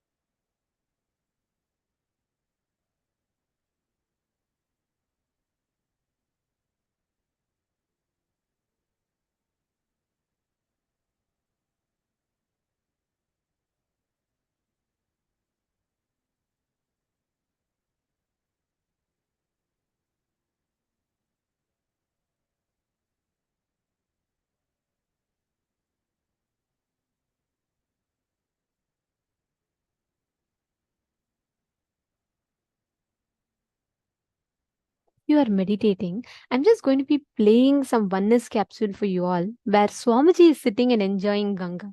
Just watch. Just see and enjoy that space. How Swamiji sits and enjoys that whole beauty of Mother Ganga. Just sit and connect to it. Connect to Swamiji. You will instantly experience Ganga opening up in your inner space.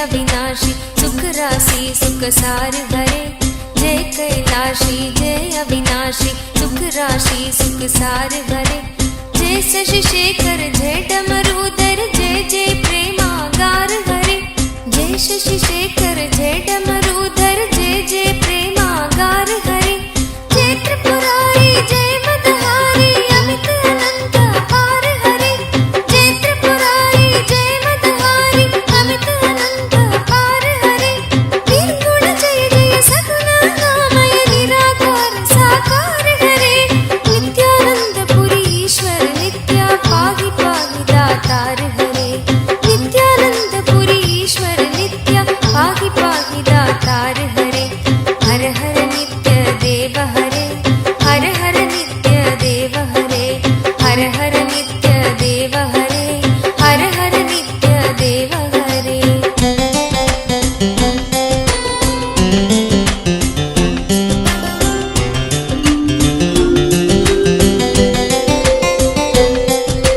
नित्य रामेश्वर नित्य नागेश्वर वैद्यनाथ केदार हरे नित्य रामेश्वर नित्य नागेश्वर वैद्यनाथ केदार हरे मल्लिकार्जुन सोमनाथ नित्य महाकाल ओंकार हरे मल्लिकार्जुन सोमनाथ नित्य महाकाल ओंकार हरे त्रयंबकेश्वर नित्य गुष्मेश्वर भीमेश्वर जगतार हरे त्रयंबकेश्वर नित्य गुष्मेश्वर भीमेश्वर जगतार हरे काशीपति श्री विश्वनाथ जय मंगलमय अघहार हरे काशीपति श्री विश्वनाथ जय मंगलमय अघहार हरे नीलकंठ जय भूतनाथ नित्य मृत्युंजय अविकार हरे नित्यानंद पुरी ईश्वर नित्य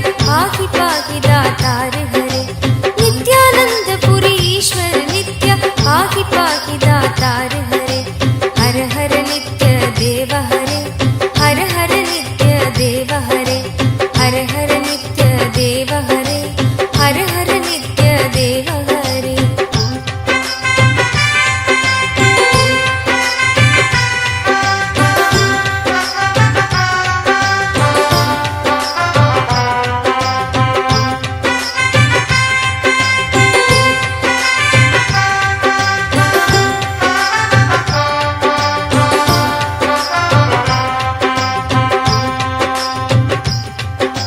नित्य महेश जय नित्य भवेश जय आदिदेव नित्यानंद विभो।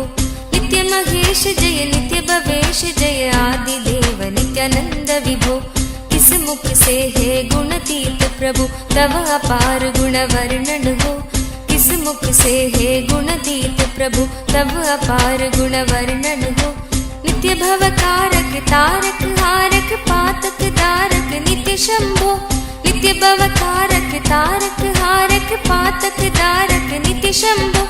दीन दुख हर सर्व सुखावर प्रेम सुधाधर दया करो। दीन दुख हर सर्व सुखावर प्रेम सुधाधर दया करो। पार लगा दो भव सागर से बनकर करना दार हरे। नित्यानंद पुरी ईश्वर नित्य पाहि पाहि दातार हरे। नित्यानंद पुरी ईश्वर नित्य पाहि पाहि दातार हरे। हर हर नित्य देव हरे, हर हर नित्य देव हरे, हर हर नित्य देव हरे, हर हर नित्य देव हरे। जय मन भावन जय अति पावन शोक नशावन नित्य शंभो। जय मन भावन जय अति पावन शोक नशावन नित्य शंभो।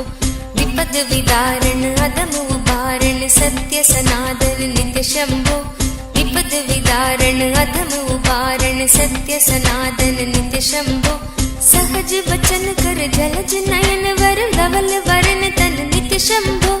सहज वचन हर जलज नयन वर धवल वरण तन नित्य शंभो।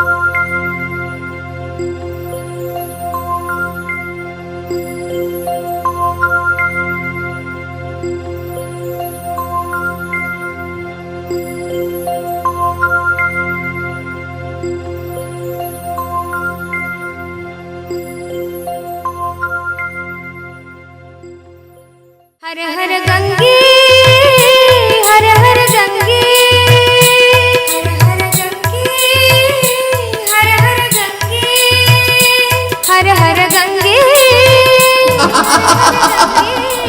गंगा अयम हे नटराजा हे नित्यानंदा हर हर हर हर गंगे।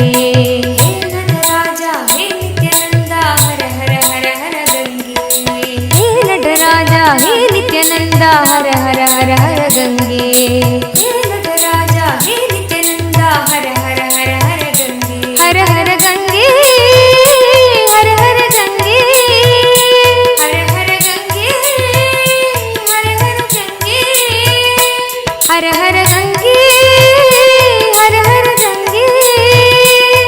हर गंगे हर हर गंगे हर हर गंगे। हे नटराजा हे नित्यानंदा हर हर हर हर गंगे। हे नटराजा हे नित्यानंदा हर हे नित्यानंदा हर हर हर हर गंगे हे नटराजा हे नित्यानंदा हर हर हर हर गंगे हर हर गंगे हर हर गंगे हर हर गंगे हर हर गंगे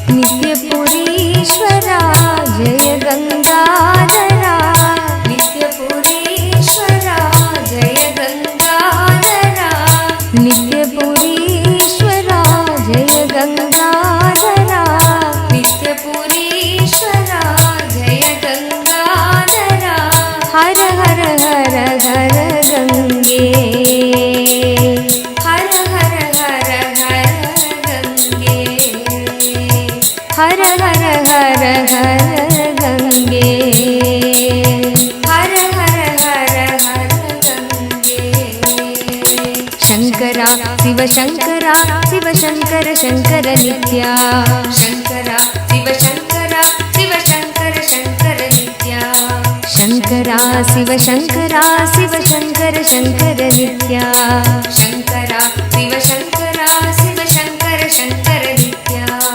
शंकरा शिव शंकरा शिव शंकर शंकर नित्या शंकरा शिव शंकरा शिव शंकर शंकर नित्या शंकरा शिव शंकरा शिव शंकर शंकर नित्या शंकरा शिव शंकरा शिव शंकर शंकर नित्या हर हर गंगे हर हर गंगे हर हर गंगे हर हर गंगे हर हर गंगे हर हर गंगे हर हर गंगे हर हर गंगे हे नटराजा हे नित्यानंदा हर हर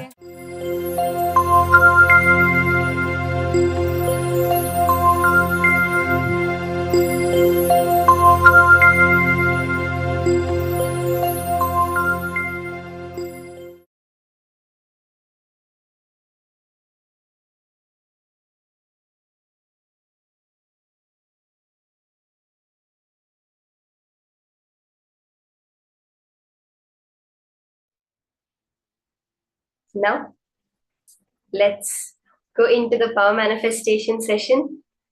In that space, you can see now when Swamiji just relates with Ganga. It's the way Swamiji says, when I relate with each and every one of you, it's that same way I relate with the mountains, Ganga, with Himalayas, with Arunachala, that feeling that living presence, which is what Hinduism is all about. We recognize each and every entity of the cosmos as a devata, as a living being. Now also, when we are manifesting this power over the Vatavarana, it is oneness with the Vatavarana. Then we know that it is not something random happening. There is a higher intelligence functioning all of it. Then we just automatically start manifesting all the powers. So are we all ready? Again, now we're going to be manifesting the power of altering the weather. You can choose a particular place. This time I would suggest everyone call a friend. Okay? All of you are going to reach out to a friend and you're going to change the weather in the location that your friend is in.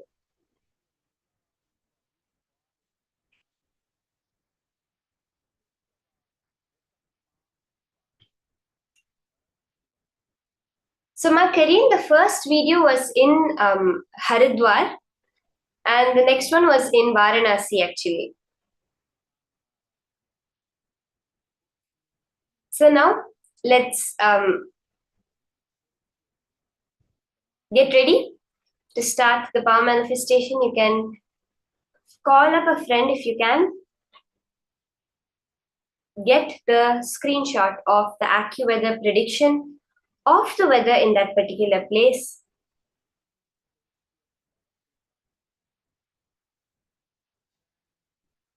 And get a picture from outside. You can explain to them that how this is the power manifestation science. You can reach out, you can tell them you're going to be changing the weather in their area. And you can explain how this is actually the most positive way of influencing the environment. Through our disconnect with nature, we have committed so much of atrocities against the environment, pollution, global warming. We hear all about these things. But when you connect in the space of oneness, that is when the transformation happens. Now, all of us sit intensely connect to Mata Ganga, to Ganga Maya, the Mother Ganga, who is the source in the cradle of Ganga and Saraswati civilization. The whole Hinduism flowered, blossomed. Connect intensely to Ganga. You will experience that completion space in your inner space. Knowing that all the ups and downs have no relevance, and you will just manifest this power. So let's all sit. Sit with your head, neck, and spine in a straight line. Chant the Mahavakya, knowing that you are Paramashiva. You're the vast etheric space. You're beyond anything that is there. You're that space of Kaivalya, aloneness, because any other being in this universe is only you. Whatever we are seeing as nature, Prakriti, you are a manifestation of that only. And from that space, just make the will for the weather to change. Chant Mahavakya. Connect intensely to Swamiji.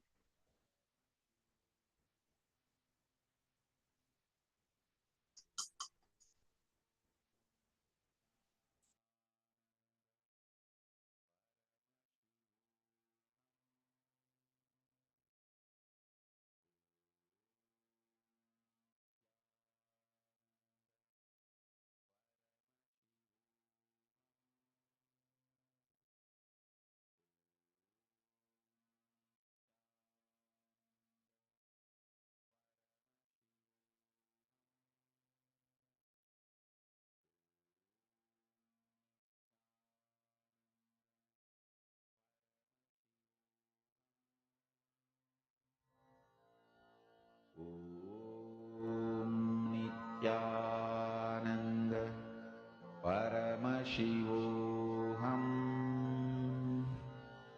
Om Nithyananda Paramashivoham. Om Nithyananda Paramashivoham. Om Nithyananda Paramashivoham. Om Nithyananda Paramashivoham. Om Nithyananda Paramashivoham. Om Nithyananda Paramashivoham. Om Nithyananda Paramashivoham. Om Nithyananda Paramashivoham. Om Nithyananda Paramashivoham. Om Nithyananda Paramashivoham.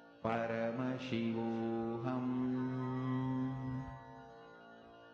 Om Nithyananda Paramashivoham. Om Nithyananda Paramashivoham. Om Nithyananda Paramashivoham. Om Nithyananda Paramashivoham. Om Nithyananda Paramashivoham.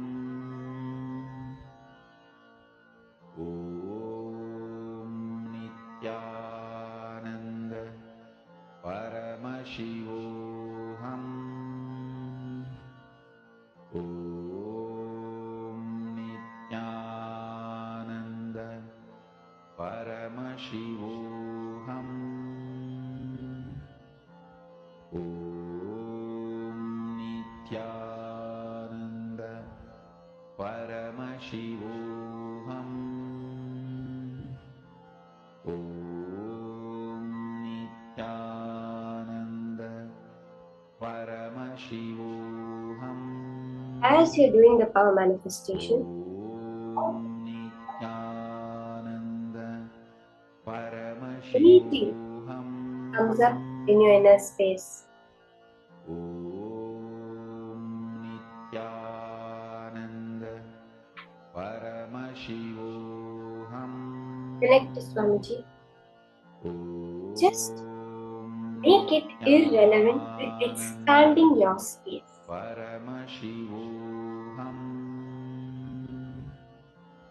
Om Nithyananda That completion space is the only reality.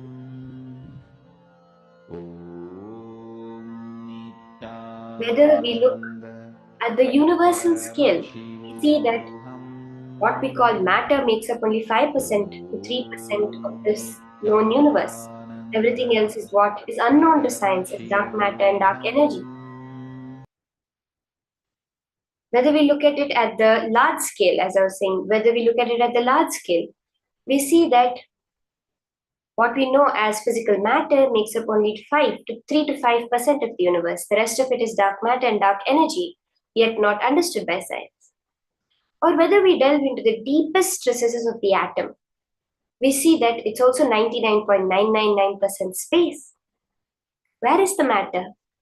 There is no matter the way we understand it. All we call matter also, they say, is wave-particle duality. The observer is what makes it as a particle. You are the space, the quantum vacuum fluctuations, that pure energy, Paramashiva is you. Anything that's telling you are not that, anything that is connecting back to matter is what we are unclutching from. When you just look at the larger picture, it all becomes completely irrelevant to you.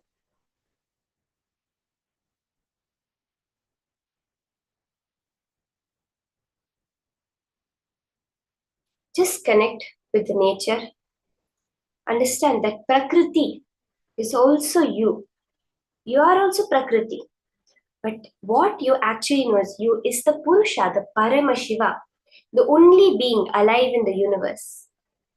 That is what is functioning through your body and through every other matter around you, making it seem alive. So when you connect to your original nature, look at every thought coming up, at every situation coming up. Where is my space dimension within that? Connecting to that and making the power manifestation happen. You can now verify, you can look around, open your phone, look back, see the change in the temperature, call your friend, ask them to take a picture outside their window. Let's all do this.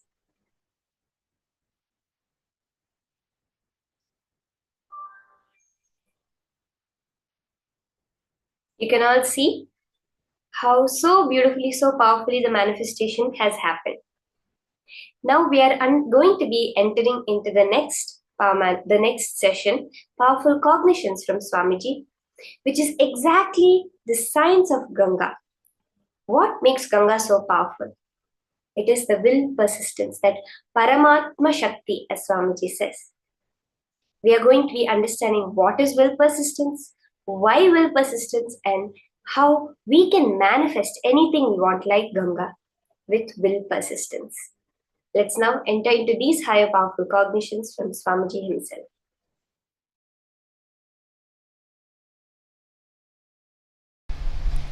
Whether the inner world success or the outer world success, whether Jivan Mukti, living enlightenment, or the outer world success, power, money, whatever you want, happens with one master key: will persistence. Listen. Not willpower. Willpower means you try to make a will few times. My health should be like this. My life should be like this. My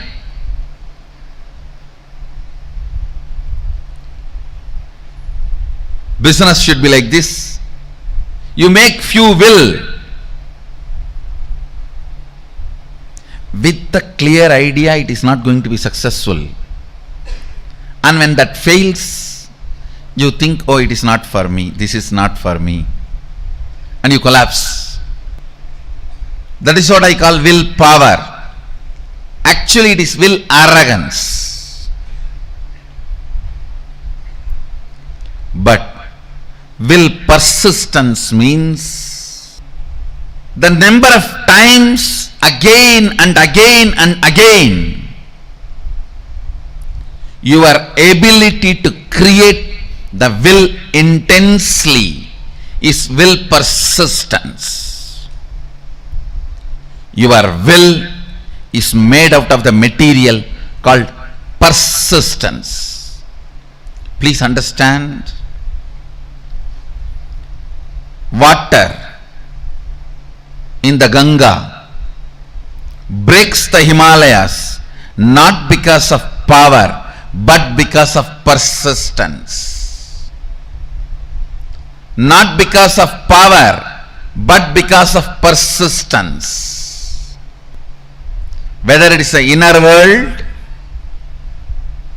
enlightenment, or outer world success like money, name and fame, power, health, relationships, whatever you want, inner world or outer world, the master key is will persistence, not willpower. Willpower will always make you feel you are a failure. Will persistence manifests the real willpower and it will make you always successful. Understand? Ganga, the water of the Ganga, neither by its power nor by the objects she carries, she opens the Himalayas. It is just by her persistence she opens Himalayas. Just by her persistence she opens Himalayas. Understand? Will persistence, not willpower. Whenever you use willpower, it has to happen. It has to happen immediately.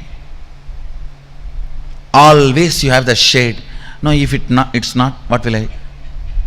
It means already you planned for failure. And when it collapses, you are confirming this willpower and all is not going to work for you. You don't have, either you don't have willpower or you feel that will not work for you.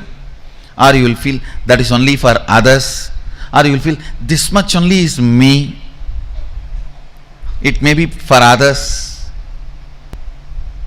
Only when you know the science, why it works, when it works, and when it does not work. That is the only when you know when it works, when it does not work, why it works, why it does not work, you start living enlightenment. Listen carefully. Will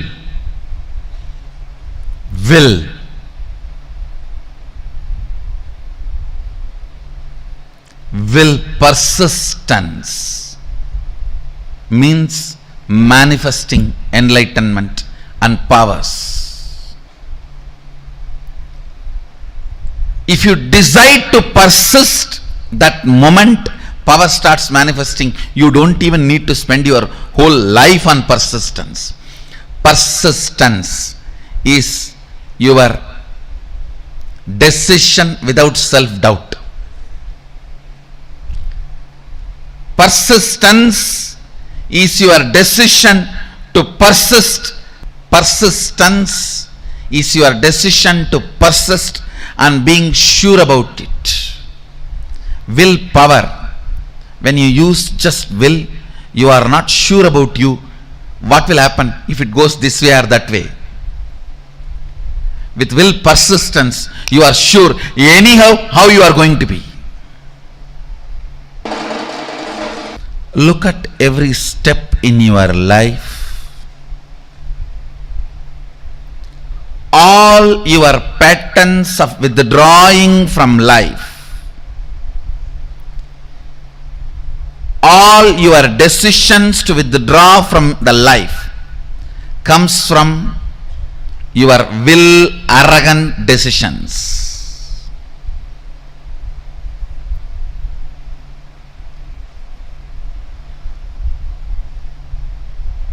All the life involvement decisions comes from will persistence. I tell you, whether inner world or outer world, life is all about how much you are intensely getting involved. That's all.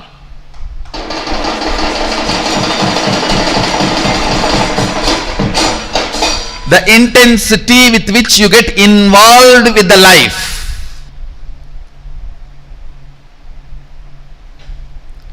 Intensity with which you get involved with the life. The more and more interaction, more and more involvement, more and more ice breaking.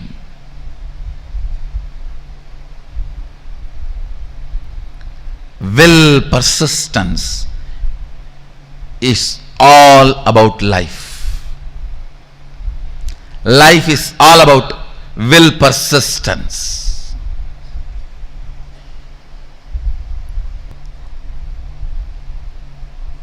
Will arrogance is failure.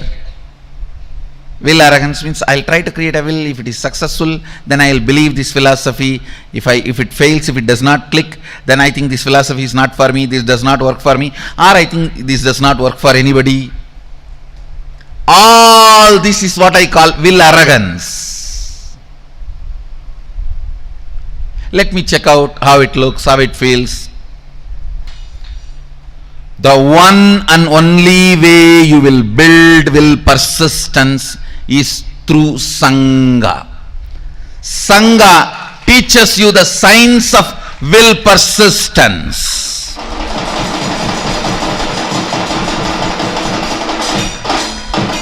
I tell you,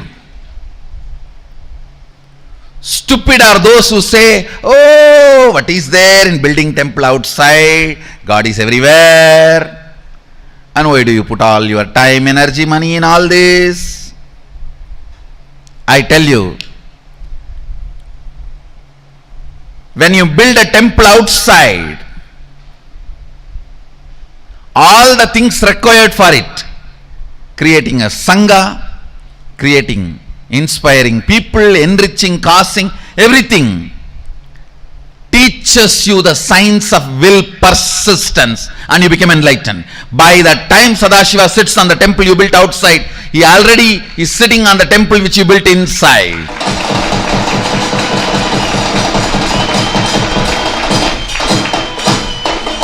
I tell you, anybody wants enlightenment, build a temple, you will have it.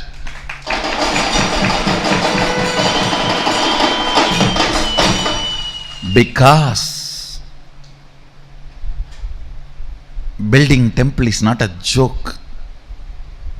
You need to work with so many people. So much of involvement with life is required. And I also commit with you guys. Get involved with life. Get involved with Sangha in a very organized, systematic way. I am responsible for your enlightenment and manifesting powers. When I say I'll do it. When I say I'll do it. Will persistence does not take time as you think before practicing will persistence. You always think, oh God, will persistence means I have to persist whole life. Actually, your whole life is nothing but the moment you have in your hand. Persist in that few moments you have in your hand. That's all is required.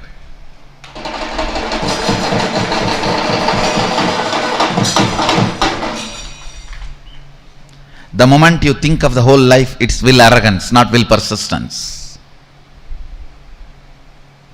The moment you decide will persistence, simply you start manifesting Sadashiva.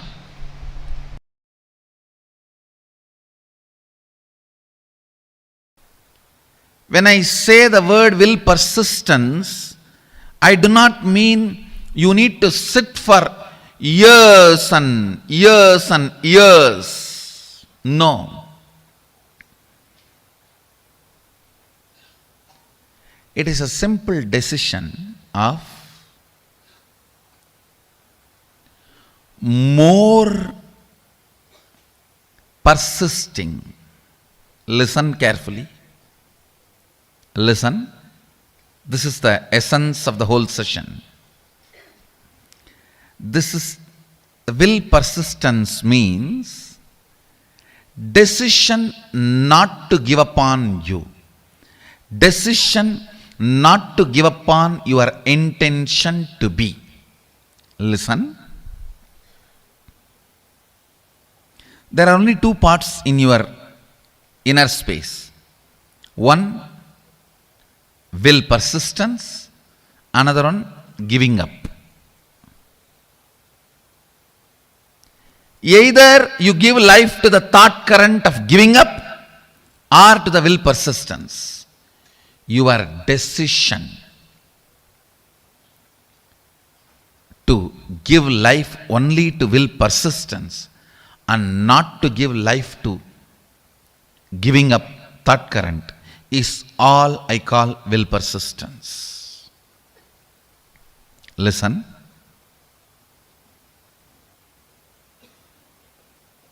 Actually, it's too easy. The truth is, it's too easy. Because you are giving life to giving up thought current, then persistence. Giving up thought current, then persistence. That is when it becomes complicated. It is like you create a terrorist group for some purpose and then you send your army to kill them. You create a terrorist group and then you send your army to kill them. Then world will never have peace. In your inner space you do the same political game.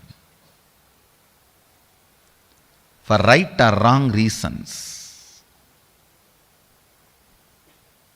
For good or bad.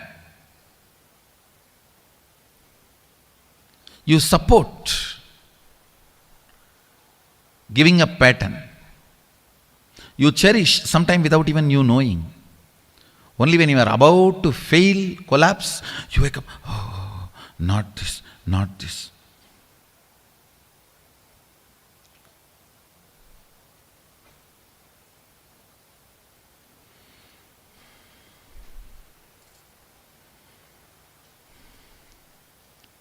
Having an alarm in your life to remind you and hold you without letting you fall is equivalent to having a guru.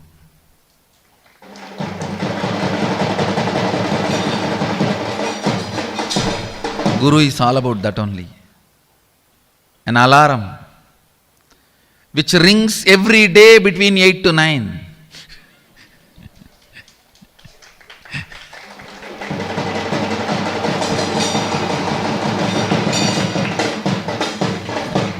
Reminding you constantly not to fall.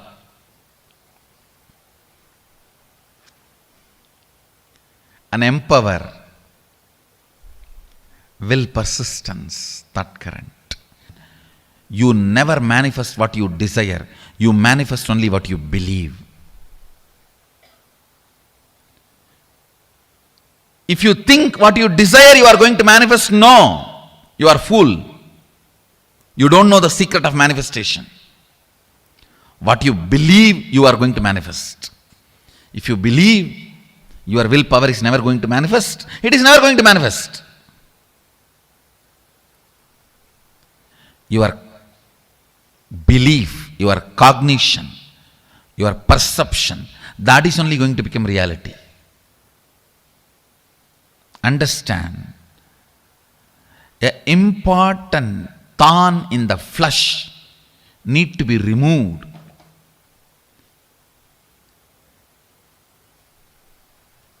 The pain point need to be removed from your inner spaces.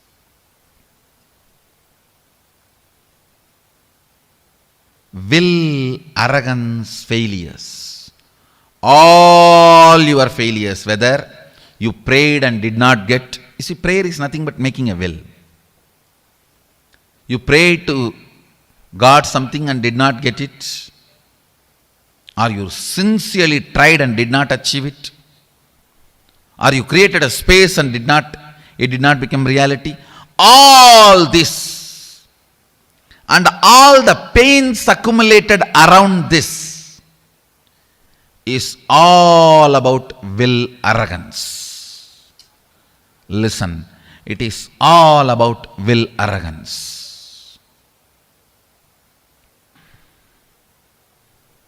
All your failures,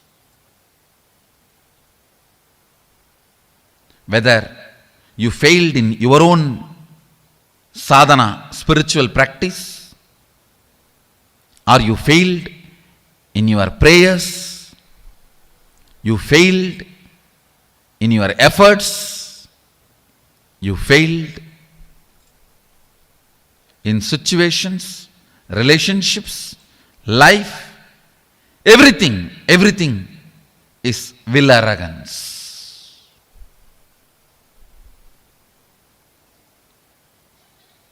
If you understand,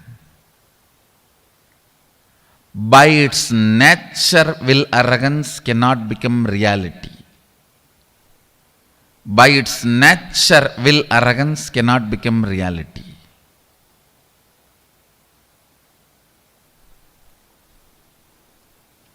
Only will persistence can become reality. So much of healing will happen inside you. Today I wanted all of you to do this as an assignment. All the situations you feel you have failed, frustrated, hopeless, list from the time you remember you. From the time you remember you, list and find out how your will arrogance failed you in that situation. How your will arrogance was the main reason why you failed. this understanding, and then completing with this pattern of struggling with will arrogance and deciding to have will persistence, your will arrogance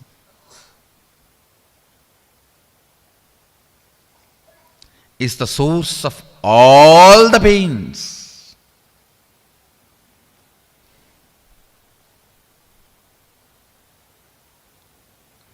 If you can internalize this one truth today,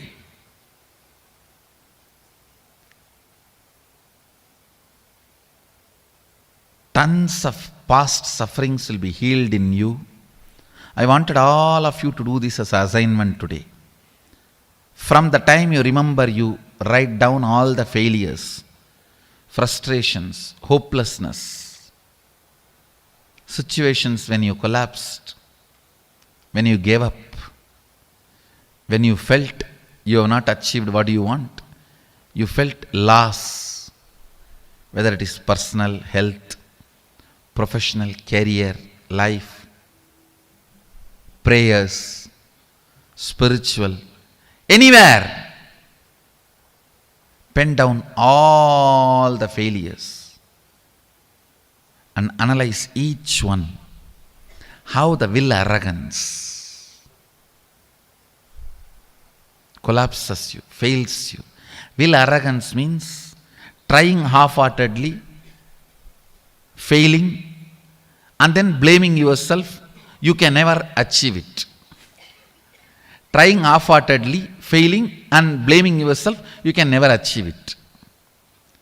Vicious circle is will arrogance. Virtuous circle is will persistence. Will persistence means deciding whatever happens, I am not going to give up till my intention to become reality. Nothing can stop me. If my intention to be is Shivoham, till that happens, I am not going to give up. I am going to be persisting. The will persistence.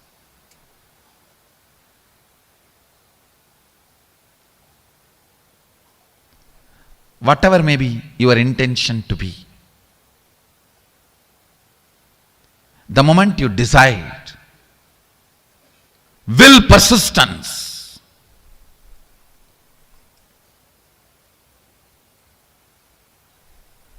you will see so much of healing, healing, healing, powerfulness, powerfulness, powerfulness.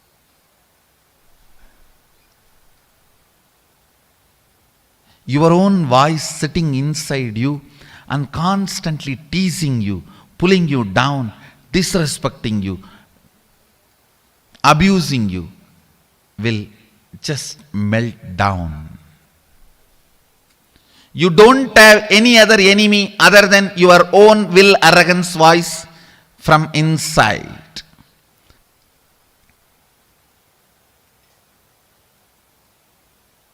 Today do this assignment.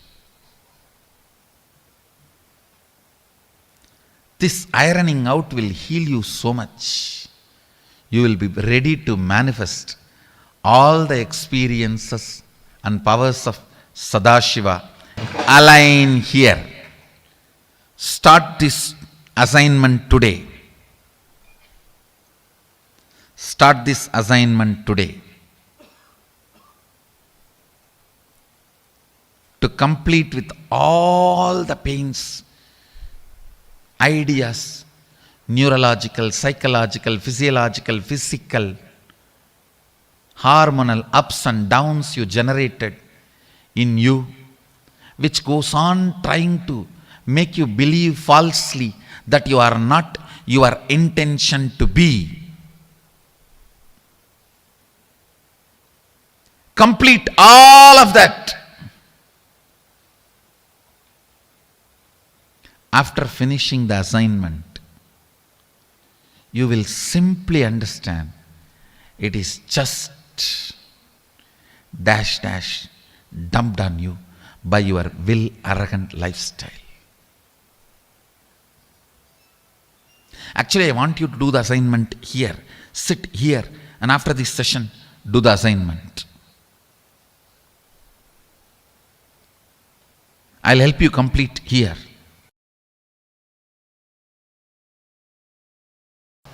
Bringing pure questioning back to your life, bringing seeking back to your life is what I call completion. Understand? It happens only by will persistence, not by willpower. Sometimes people come and tell me, oh, 10 years I had persistence. No, you had willpower. Persistence never brings you tiredness and boredom. You never had persistence. It was always will, arrogance fighting and failing. Will, arrogance fighting and failing. That is why you are feeling tired and bored. That is not persistence. That is will, arrogance. You need to have right idea about your past. Only then you will make right decision about your future. Many times, the tug of war which you continue to have with your will arrogance, you call it as will persistence. No. Will persistence is different. Will arrogance is different. In will arrogance, every time you only fall into powerlessness and repeat the same stupid cycle. In will persistence, every time you are one step ahead. You are one step ahead. You are one step ahead. So you will never be bored. You will never be tired. Tiredness and boredom is the quality of will arrogance, not the quality of will persistence. Will persistence never brings powerlessness about you or about others. Will arrogance always brings tiredness, anger towards you and others. Will arrogance is different. Will persistence is different. Will persistence becomes willpower, not will arrogance. Will arrogance becomes only will failure. Will persistence becomes willpower. Will arrogance becomes only will failure. Will persistence suddenly makes you young and you start from the beginning. Come on, start 1, 2, 3.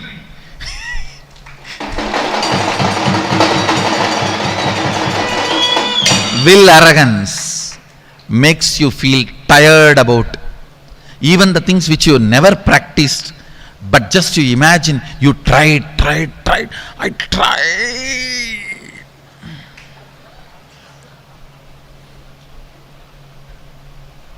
It means you just need kadka pudi.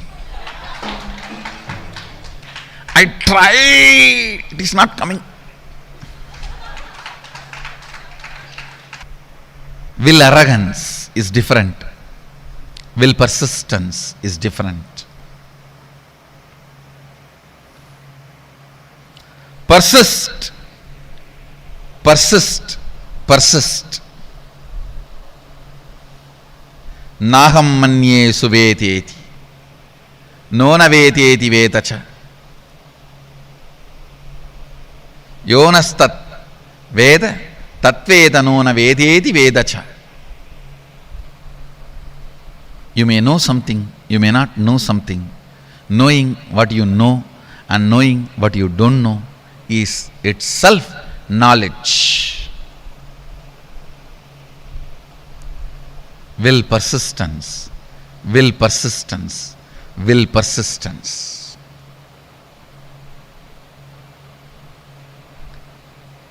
Nothing else need to be done in the world. Just the will persistence will awaken you to you, will raise you to you, will make you realize you to you. Naham manye suvedeti Nona vedeti vedacha. Yonastat veda tat veda. Nona vedeti vedacha. More and more things you embody, more and more you will know. More and more will persistence happens. More and more will arrogance gets completed. That's all is the essence of life. That's all is the essence of life.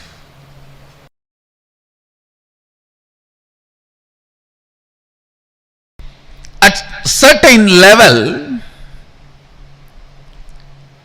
attacked by tiredness, self-inflicted boredom makes you feel you know it. That's all can be known. You give up on you. And you feel everything is okay. I have seen this during the manifestation of powers. People actually fight with the so-called willpower. It is not willpower, will arrogance. If I make it now, it has to happen now. If it is not happening, then it is not for me. Leave it. Willpower. What do you think as willpower? Is nothing but will arrogance. Real willpower comes by will persistence. When you are bit by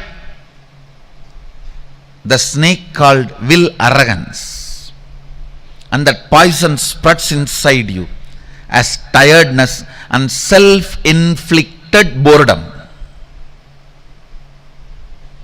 I've always seen this. When people first start seeing me, they're all excited, go gaga about all over.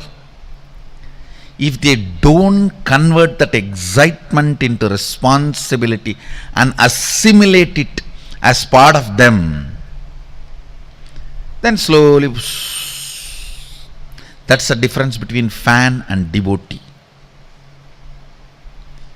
Fan just fans away all the excitement.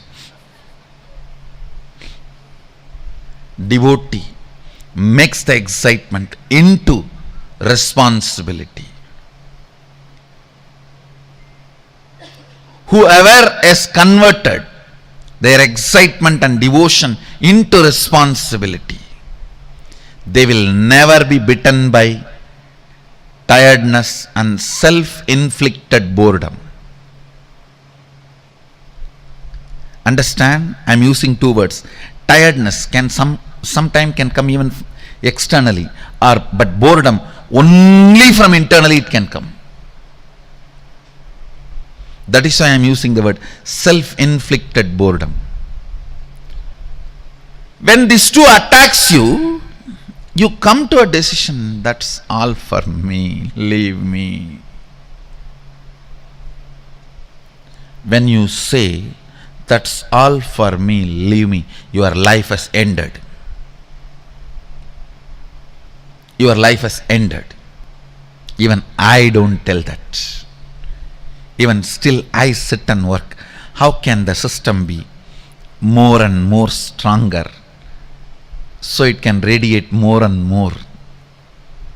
It can manifest more and more. It can support more and more. It can share more and more.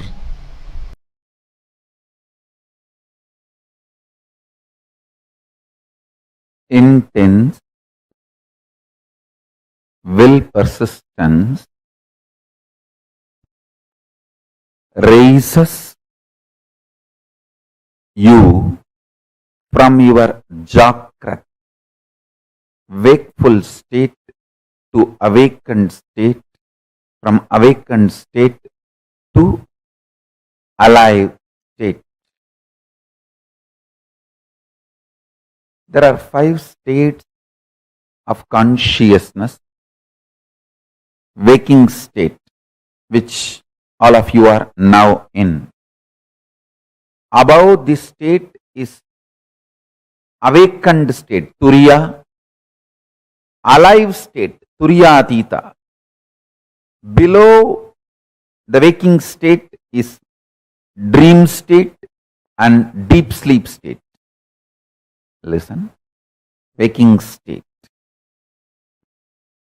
Jakrat. In Sanskrit, we call it Jakrat. English, waking state. Below this waking state is dream state, Swapna. Below the Swapna, deep sleep state, Sushupti. Sushupti, deep sleep. Swapna, dream. Jakrat, waking state. Turiya, awakened state. Turiyatita, alive state. These 5 layers are 5 levels of states of your consciousness.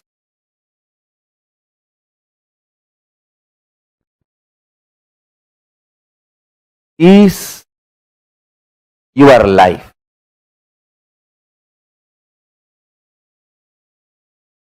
Intensity, intensely awakened state,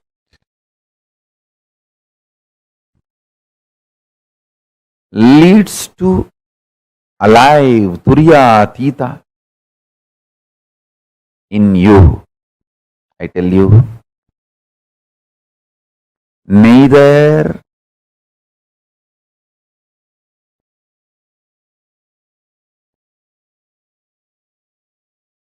what you consider as external achievements, nor the external capabilities can define you. They can all be one of your glories, like one ornament, but they cannot be the definition of you. Definition of you is in which state you feel cute about you. Do you feel very cute about you sleeping all the time? Or do you feel very cute about your dream state? Do you feel very cute about your waking state? Or do you feel very cute about your awakened state? Or do you feel very cute about your alive, all-powerful state? In which state you feel very cute about you all matters. Stop wasting your energy in making others feel cute about you. Understand, the whole world is stupid, dash, dash, dash, frustrated, beep, beep, beep, beep, beep, beep, beep, beep. Understand?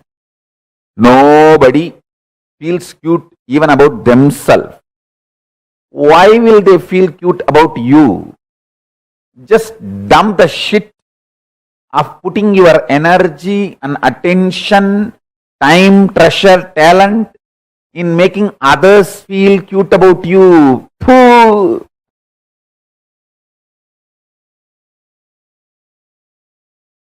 It's like you are wasting your whole life for pig shit. Stop.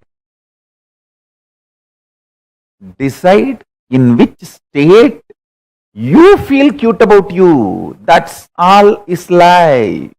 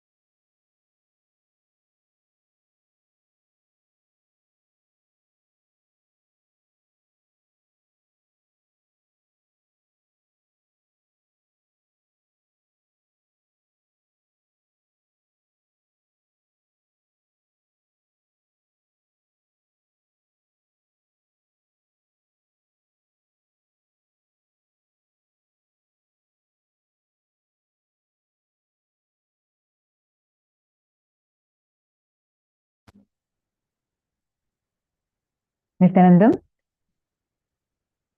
very, very beautifully Swamiji explained to us one of the key ingredients of our life, which is will persistence. Paramatma Shakti, will persistence.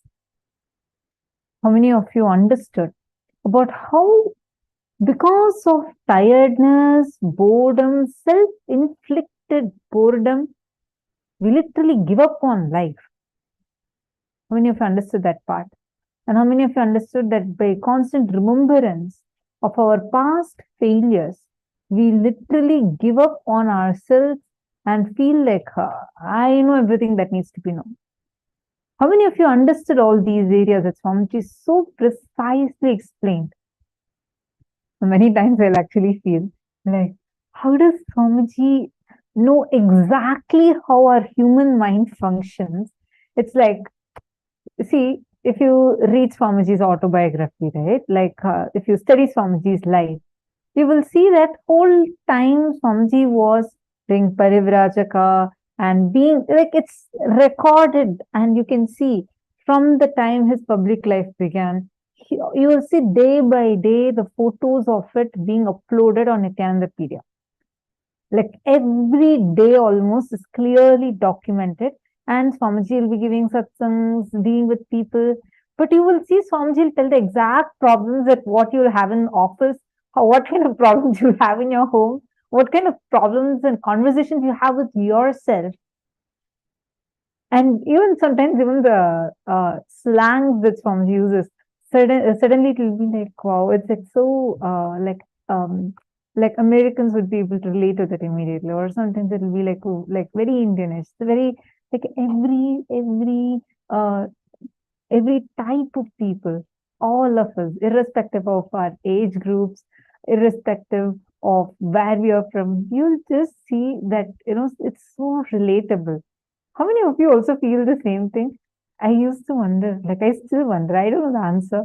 Of course, Swamiji is avatar, but I mean, how does he know how exactly this fight happens between the husband and wife? How you feel about your boss, how you feel about your colleague. He literally tell your mind voice to you when he makes these jokes. See, Swamiji knows how exactly our human mind functions, what kind of words we use on ourselves. How many of you clearly understood this part, this powerful explanation about will persistence?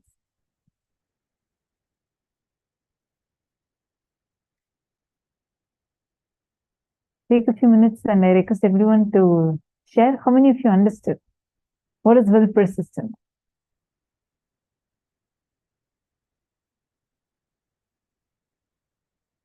See, Ganga breaks Himalayas not because of force, but by persistence, will persistence. Will persistence is your decision without self-doubt. Will arrogance is, let me check out how it looks. Will persistence is without giving up, without letting your self-doubt, self-hatred, or past hangovers affecting your decision. Just deciding to make it happen. And this will persistence is made of bliss material. So more and more you learn to be blissful, more and more you will have will persistence. Take a few minutes and write down the qualities of will arrogance and will persistence. For example, will arrogance has tiredness, boredom, powerlessness about self, powerlessness about others, anger towards self, anger towards others, feeling that all that is known is already known. That's all can be known, and makes you withdraw from life. Qualities of will persistence are more youthful, energy to restart from beginning, powerfulness about you and others, causes manifesting powers and enlightenment immediately, and brings intense life involvement. Now please take a few minutes and I request everyone to please pen this down.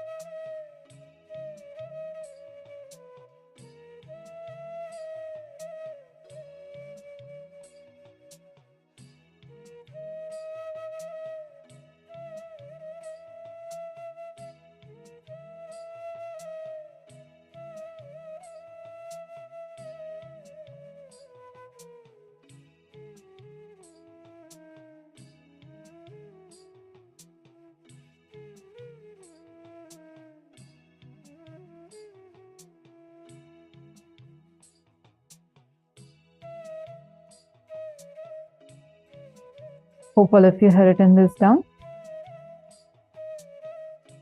Have all of you finished writing this?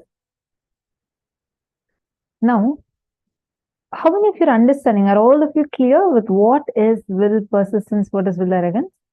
Now, take a few minutes and pin down all the situations where you feel you have failed, frustrated, and hopeless. Take a few minutes and identify wherever you feel like very frustrated or hopeless.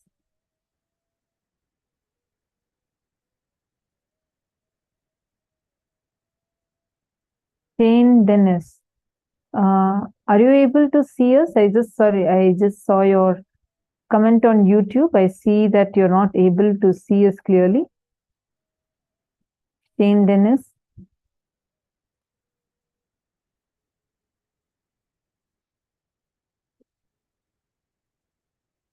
Nithyananda, can all of you please acknowledge it in all rooms? If all of you are able to see us and hear us clearly. Nithyananda.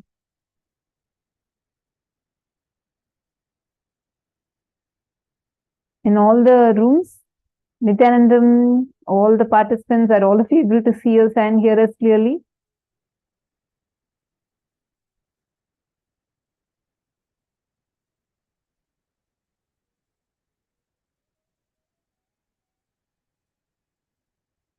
You can hear, you're not able to see us, Aya? Are you able to see us also? Zachmed.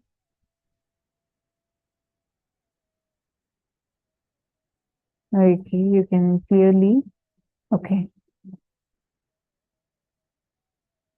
If any of you have any issues, please let us know. Okay, thank you. See, first thing are all of you understanding about will arrogance and will persistence. Many times we all get stuck with this.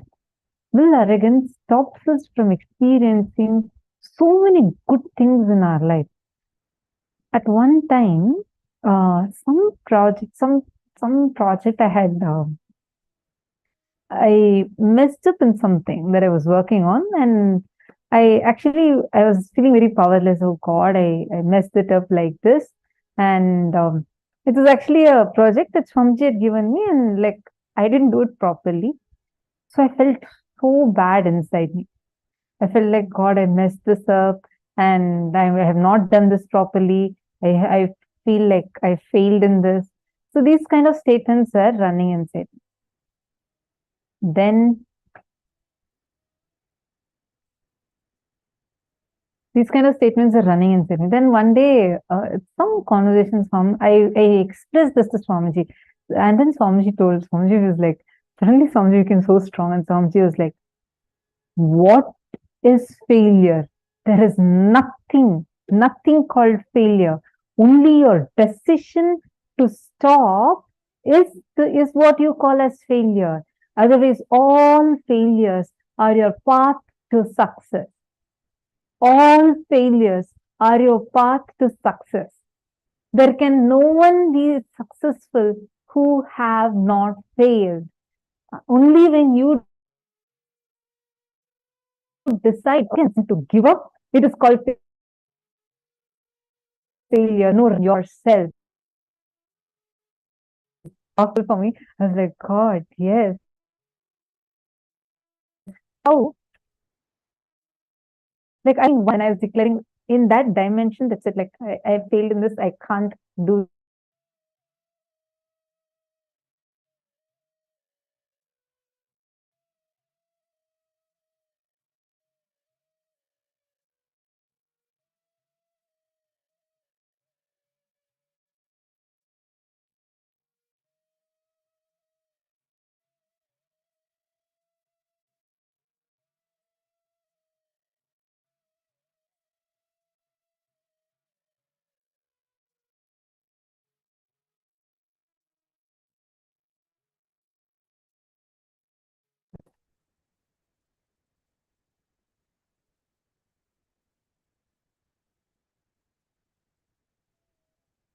Nithyanandam.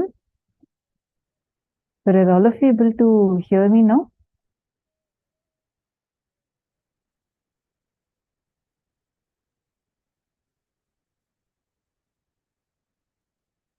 Are all of you able to see me and hear me now?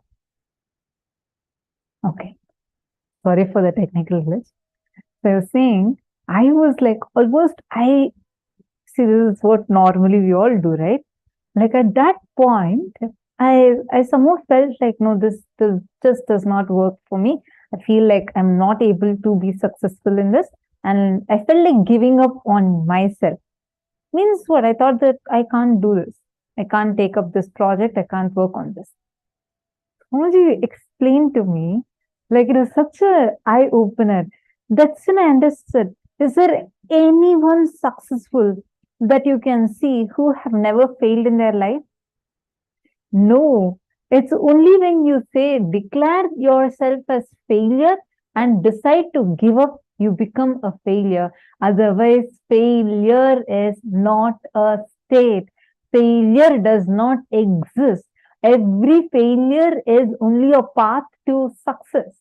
When you were walking, when you were young, small child, when you started walking, you fell down hundreds of times. The only difference is because that time you were a child, fortunately, the society hadn't corrupted your mind at that time. You didn't have the concept of failure. So you didn't say, give up and say, oh, once, twice I fell. That's all. The whole science of walking is wrong. And even if it works for others, it does not work for me. You didn't have that. That is why now you're able to walk. Understand, it is will persistence. A kid, how many of you have seen children trying to walk, especially if you have your own child? How many of you have seen small kids who are just learning to walk? Raise your hands, just raise your hands.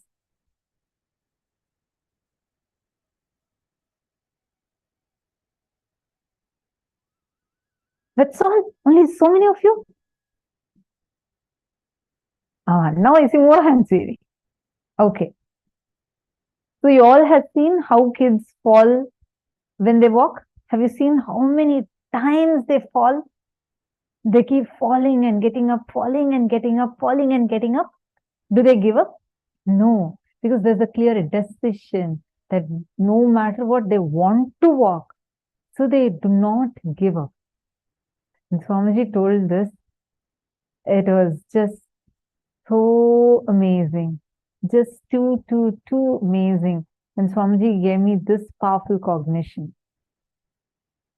Swamiji said, there is nothing called failure that exists. Failure does not exist. Failure is not a state. It's only when you decide to give up, when you decide that, okay, no more, this will work for me. That is what is failure. This actually really helped me a lot. I feel so blessed. So many times it's like having Paramashiva as your own father. Like this is one of the ways, right? Like many dimensions of Swamiji we experience. This is one of the dimensions. How personally, for everything, Swamiji will not let us have even one low cognition, low inner image about ourselves. Whatever is the pattern, whatever is the thing, he will make sure that we get completed. Especially being around Swamiji as Swamiji's sannyasi. Oh God, life is so magical like that. See, we all experience Swamiji's mystical dimensions. How Swamiji is like, like as a cosmic form. Each of us get experience that. You want some miracles to happen, Swamiji makes it happen. We've all experienced this. But when Swamiji is your own father, that is exactly the life of sannyas. Living around Swamiji is literally where Swamiji as your own father takes care of you in an unimaginable way. Unimaginable. Like even one powerlessness. See, many times people ask, okay, so if you're a sannyasi, you're not allowed to cry, you're not allowed to be powerless. So then, only such people who are all like great people can become sannyasis. Not really. You would be trained to experience that. See, the way how Swamiji trained, I still remember, like once when I was powerless about something, I was almost crying for something. So compassionately, Swamiji called me and Swamiji spoke to me. And Swamiji made me understand, okay, you didn't have this, so now you're crying. I said, yes, Swamiji, I wanted like this, but I did like this, I messed up like this. And then Swamiji so patiently, Swamiji is walking me through. By you crying or by you going into powerlessness, are you going to get that? Zero. Then Swamiji, actually, I'm like trying to paraphrase it. Swamiji explained to me, made me see through what I was holding on to, how it is delusional, and how to actually, if I want to be successful, what do I need to do instead of beating myself up? How I need to come out of it. Like this is exactly how, like life around Swamiji is just so juicy and so sweet. Like in every level, Swamiji is there with you. Because whenever this will persistence topic we have in the program, I always remember this incident where Swamiji explained to me about how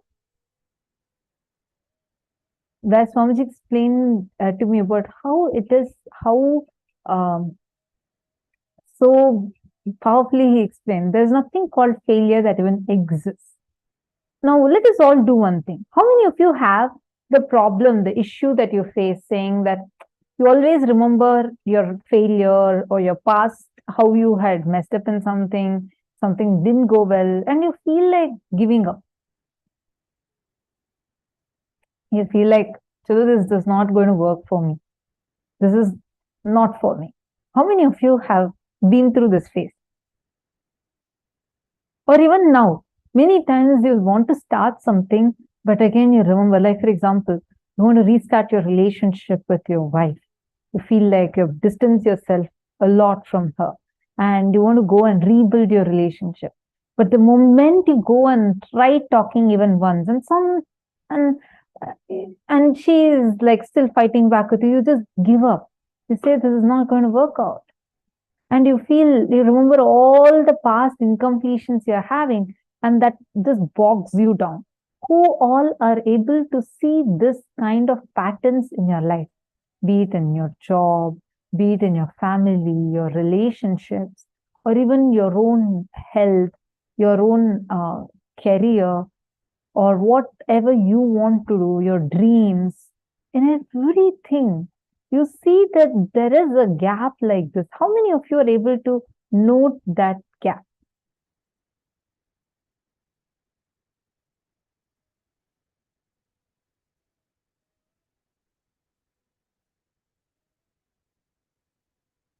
Good. Very good. I see a few of you saying you're able to identify it. I'm able to identify. Yes, yes. Good. We're actually in about 10 rooms. So if any of you have asked any questions, you can just again, just put, we only see the chats mainly. So if you have any questions in any of these things, please put it as question in capital letters, question, and then post your question. You see the pattern regularly. Good that all of you are identifying, because all of us have it. See, the society corrupts us, meaning you can't literally blame someone. But unfortunately, right now, this has become a human mindset. The will persistence level has gone so low. And we all feel like, giving up on things so easily. And we think it is freedom to be so. No. This pattern is coming because you're holding on to your past pains, the failure pains so deeply inside of you. The other day I was sharing, for me, when I came to Gurukul the first time, really when I got the role of being a leader for a group of kids, I was new. My whole pattern from a much younger age, where I became the class leader and then I started losing many friends, And I felt like that's the same thing that's going to happen. It was not even clearly logical for me. It was just the reaction that I had experienced few years back had just replayed inside me. It was like a deep pain, which I felt like I wouldn't be able to do this. And I really did not do it. Like I started, I thought, okay, it's okay. I'm not going to go give much importance to my mind. I tried, but I failed. It didn't work out for me. Once again, the exact fear I had that people won't talk to me, that's exactly what happened. But I understood. Swamiji explains so beautifully how that's why it's self-fulfilling negative prophecies. We declare something. We hold on to our past. We hold on to, okay, this is what had happened to me in my past. So now I hold on to that. Then I work to make that only into reality. Because when I constantly remember that, I'm replaying that inside me so many times that exact reactions, I will not be able to get involved in life fully. I'll do the exact same mistakes I had done in the past, and the same results will again happen. Then we'll say, oh, look, I told myself, I knew it, I will fail. Then look, I failed. Am I right? We all carry this, correct? This part is what is called as will arrogance. Now, first step for coming out of this, please pen down the past failure pains that all of us are carrying inside us. I see many participants on YouTube also. You all can keep posting in the comment section if you have any doubts. Okay, now let us all take a few minutes and please pen down. From that time you remember you, find out how your will arrogance failed you in each situation. How your will arrogance was the main reason why you failed. For example, you and your friend started your first business. Like he started his own business, you started your own business. Okay, I have a question. Pankaj Kankaraya has posted, now I fell badly, burnt out. What to do in that state? First step, Pankaj Kankaraya, this is for you. Write down what exactly happened. Write down as it is. Whatever frustration, anger, feeling hopeless, feeling burnt out that you're feeling inside of you. Express everything and write down. You don't need to post it anywhere. This is for you. You're going to write down in your book. But write it down elaborately. Be open and write it down. Exactly what happened. Whatever happened factually. Even if you felt that you're not directly responsible for this, it was someone else who conspired and did this against you. I'm just giving you an example, not that you're thinking, just saying. Write down all of that. Elaborately write it down. And just close your eyes for a few minutes and go back. First, do the completion process. Like literally relive the whole thing. Use a mirror. Fix your both eyes on the mirror, your reflection. Fix both your eyes on your two eyes on the reflection. Just see it and visualize the whole situation playing on the mirror. Like you should feel like you're watching a movie. How you'll feel? Like that you're going to see that happening in front of you on the mirror. Just visualize it. Don't get distracted. Okay, how am I looking? My face all right. Don't do that. Just you're going to replay your whole incompletion on that. Relive. Don't judge yourself. Don't beat yourself up. Don't put yourself down. Don't blame others. Don't do any of these reactions. All these are coming from current, updated, upgraded intelligence. For example, you had in the thought it's going to go invested a lot in that, and you had given quite a bit of amount. Some unfortunate situations have happened to you, and now you lost all that money, and you feel extremely frustrated, burnt out, and you feel very, very, very sad about it. Do not give up. Don't think this is not going to work for you. Don't have any such conversation. Just go back. Now, when you look at it, you will feel like, I should have not trusted that fellow. Look, he had shown me these signs even earlier.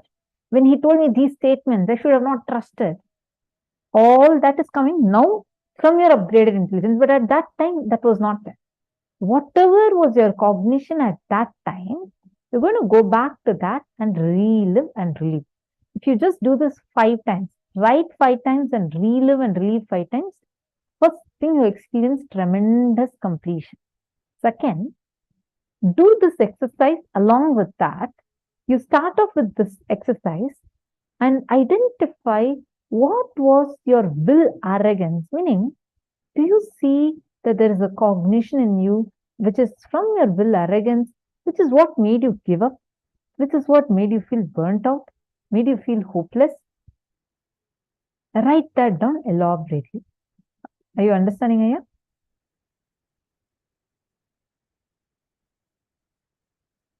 Okay, wonderful. Now, let us all start the exercise.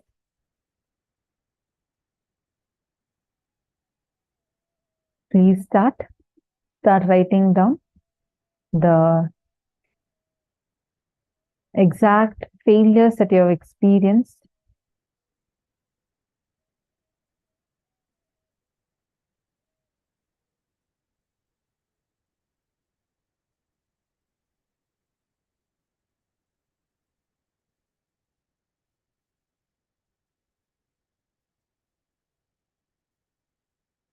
Istak has posted, powerful click. What a blessing to have a guru who gives us right cognition. Every failure is a step to succeed. To reinitiate fresh. Thank you for sharing your personal experiences with Swamiji and Gurukul. I really love them. They're so inspiring. Nithyananda Jnana Yogini. Failure does not exist with powerful cognition. That's what I'm saying, right? Like, I feel so blessed to be part of Swamiji's Gurukul. Like, literally having what we are experiencing in the program as Swamiji is like just few dimensions of Swamiji. How Swamiji is with the sannyasis, like literally, even if we say, I still remember one kid went and asked Swamiji, I like snow a lot, Swamiji. Swamiji was laughing and Swamiji said, okay. And then he said, Swamiji, can you make it snow? This is a small kid. He was, I think, about 7 years old. So Swamiji was sitting, and then this kid, Gurukul kid, he walked up to Swamiji, and like Swamiji is actually sitting with all the kids. This is to be our time with Swamiji in Gurukul. Like Swamiji will come and sit, and the two were Swamiji will sit on, like, we had stacked up our manapalagai. Like, he'll just come casually walk and sit amongst the kids, children, like, and with us, he'll be talking to us, and he'll be playing with the kids. It'll be so nice. And one such time, Swamiji had come to Gurukul, and he was sitting, and each of us, he was teasing, playing with us. One of the kids, 7-8-year-old kid, he went up to Swamiji and asked, Swamiji, I like snow, and can you make it snow here? And Swamiji said, all right, tell me where. The kid said, okay, Swamiji, I want it in Sacred Arts. And Swamiji said, done.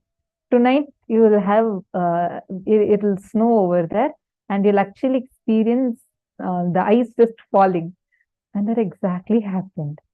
Like, that's the way how we live with Swamiji. Swamiji is just so, like this, like how Swamiji is, like having Paramashiva as your own father is just too sweet and too amazing.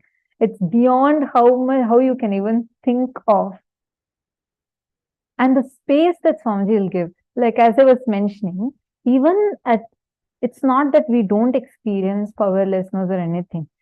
I mean, it's completely different scale. If you compare outside, it's completely different scale. But even the slightest of ups or downs if we go through, Swamiji will be so compassionate. So compassionate. How, like literally, Swamiji will hold our hands and say, Kanu, okay, why are you crying? Are you going to get what you want? Do you think this powerlessness is creating the space to manifest what you want? He'll literally be holding our hands and talking and making sure we are completing. And he wouldn't stop just with that. Whatever we are powerless for, let's say if I just wanted something, I didn't get that. Swamiji will make sure that is also manifested. Even a simple desire you have, he'll make sure even that is fulfilled. It's just too sweet to experience Swamiji, especially being his Gurukul kid. It's just too sweet. And I still remember, like very casually, Swamiji will do miracles.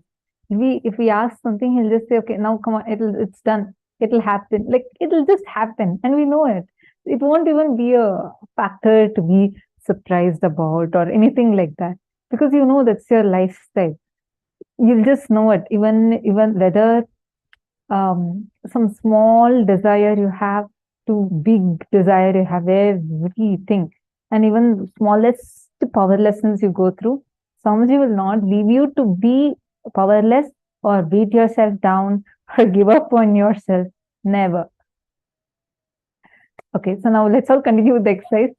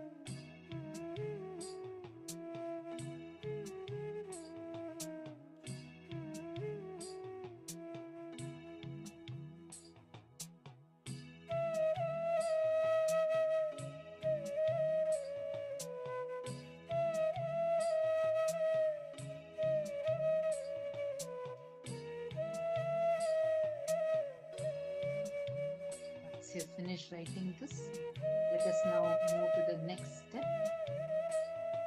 Hope all of you have finished writing this.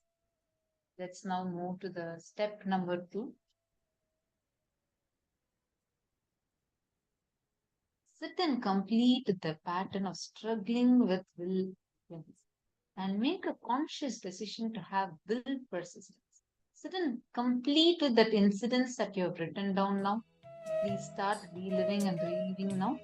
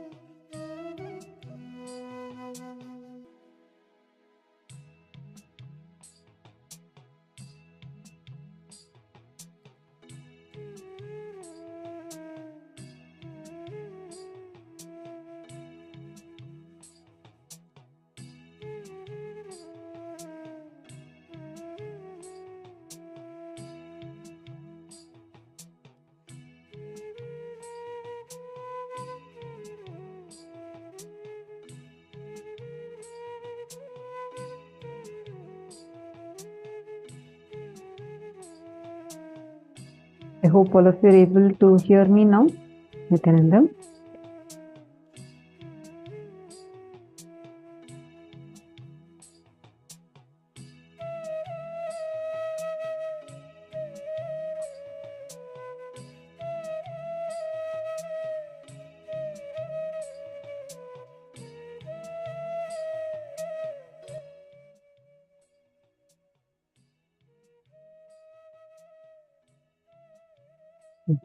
Nithyananda.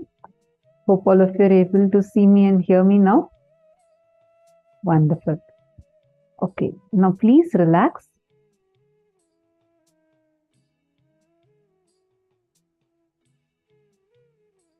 How many of you feel relieved just by doing this process of completion? How many of you already feel a big relief happening? How many of you did it sincerely? See, understand, this will persistence is that one quality that you need for being successful in anything. Actually, Swamiji says very clearly, you cannot give up. Do not give up on yourself and others. You do not have the right to give up on yourself or give up on others. Like very, very, very powerfully. See, just take a look at your own life now. If any of you, see, when you're doing this process and you're having some particular specific incompletion, like you feel like, no, ma, I'm not able to understand this in this particular area. Like I did this, I did all of these things, and I was with will persistence, yet again I failed. I'm not able to take that. If any of you are having any such specific examples where you need help in, feel free to ask. You can just post it, just put it in all caps saying this is your question, and then put your question. Your question doesn't need to be in caps, just put the title saying it's question. That way it will be easier for us to not miss and answer your question. All of you take a few minutes and please post that. Ma Nada Priya, Nithyanandam. Are you also doing the internalization exercise? Ma Nada Priya.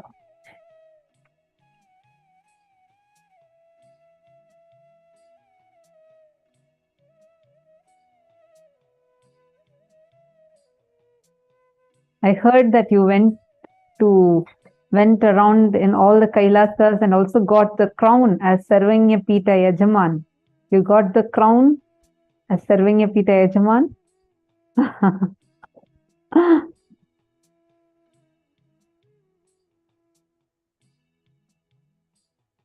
Yes, I heard that. Now I see her with a wide smile. So beautifully, she went to many different Kailasas and saw the hard work. Do you see, Ma Nadapriya, what you saw? That is actually the representation of Swamiji's will persistence. Literally, that is Swamiji's will persistence standing tall today. Like anywhere you go. I remember I heard your sharing about how you had expressed that the crown that Swamiji gave for all the Sarvanya Pita Yajamans, Swamiji has made like a beautiful big crown as a representation that they are part of Kailasa's core family. And recently, Ma Nadapriya went and received the crown. Do you see? I remember your sharing saying how the crown, even for a few minutes, it was so heavy on your head. And then you understood how Swamiji is like putting all of these and sitting for darshan for all of us, right? Like, you know, wearing the jewels or the ayudams, holding everything and sitting for such a long time, sitting in Padmasana, sitting and gracing all of us with the energy landing in him.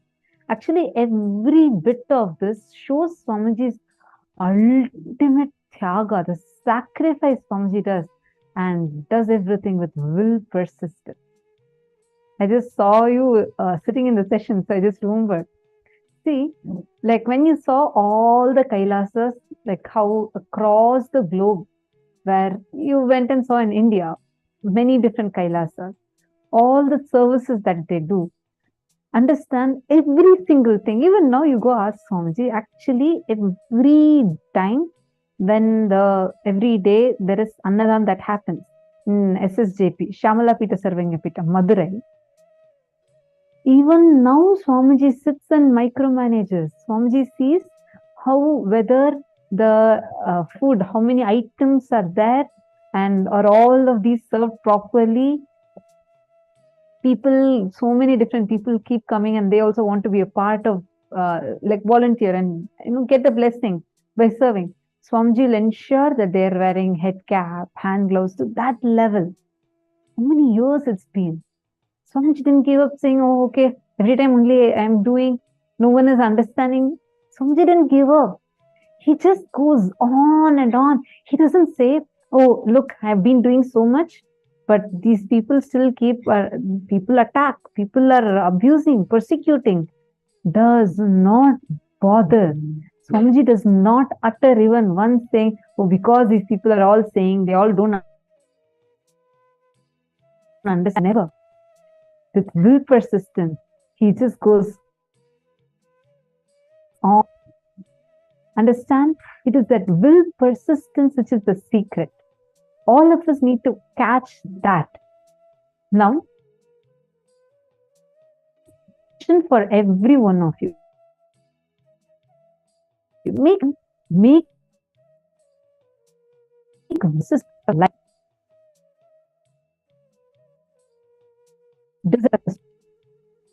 Take a few minutes and make it as a declaration. And this is a gift we are going to be receiving today.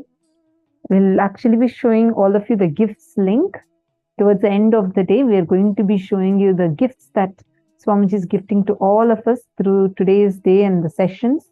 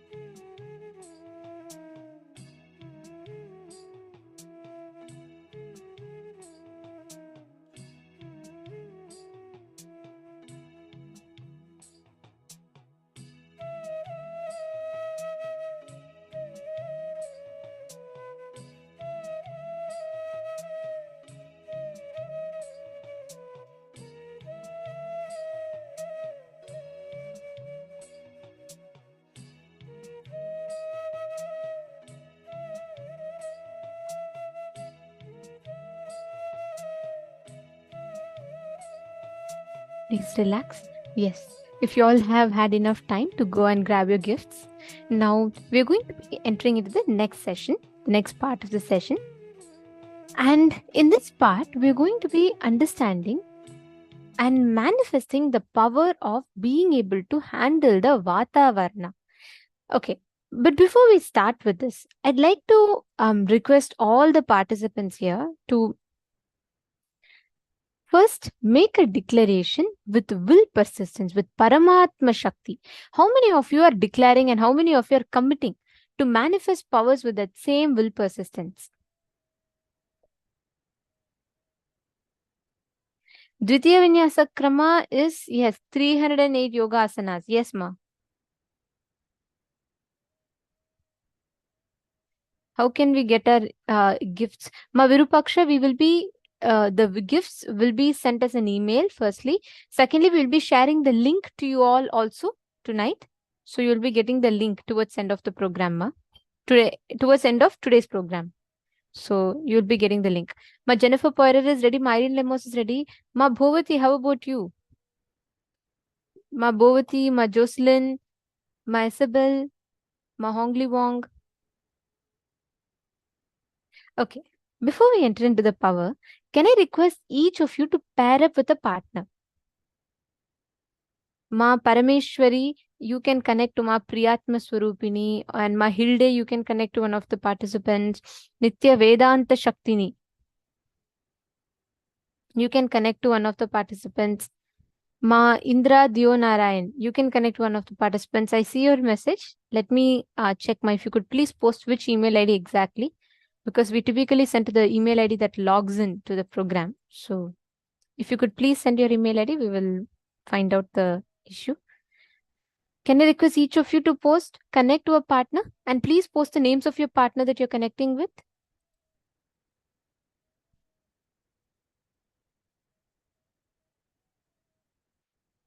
Pankaj Kankaraya, you and Sunil Yadavaya can connect. Okay, Sunil Yadavji, see, the moment the Kundalini is awakened through initiation. So even if once you have received the initiation, that itself means the Kundalini is awakened. Please understand that. And you need to understand one science. When the Kundalini hits the Sahasrara, it is enlightenment. When the Kundalini energy hits the third eye, it is power manifestation. When Kundalini energy reaches the Agnya Chakra, it is giving you the awakening of the third eye. So if you are manifesting powers, if you have received initiation, be assured your Kundalini is awakened.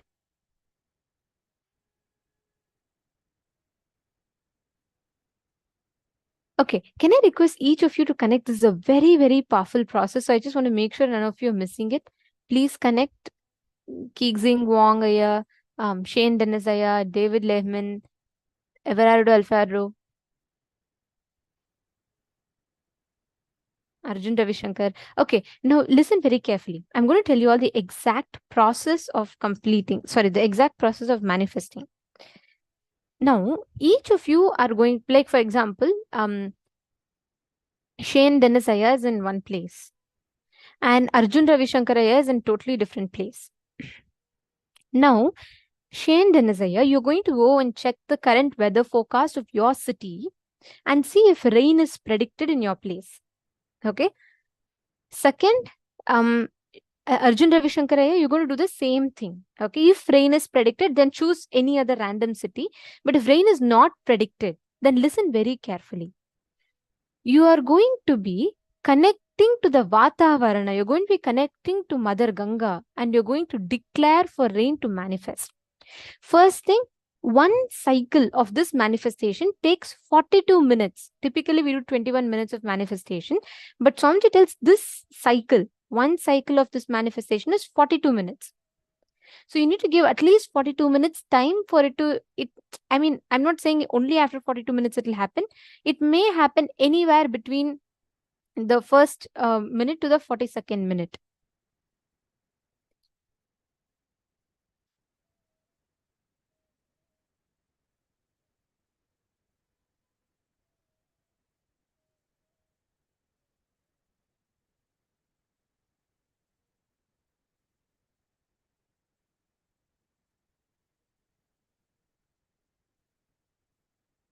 that 42 minutes, the whole manifestation will happen, right? So you need to give it at least that much of time to see it. But first, what you're going to do, you're going to do it in 2 levels, okay? You're going to do it in 2 types. One is for you to manifest, altering the temperature, right? Second is bringing rain.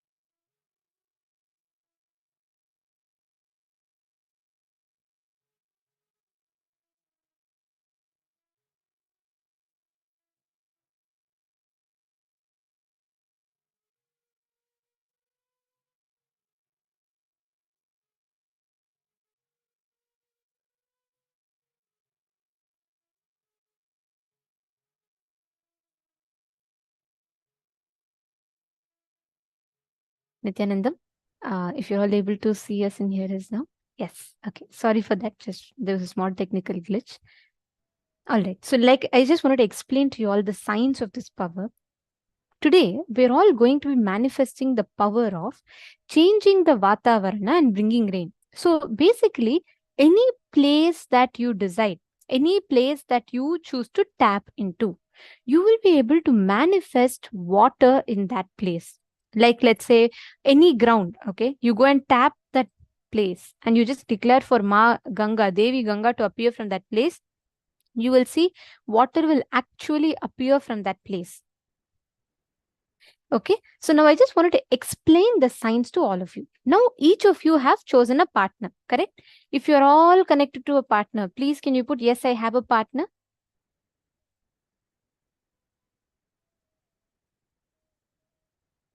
Okay.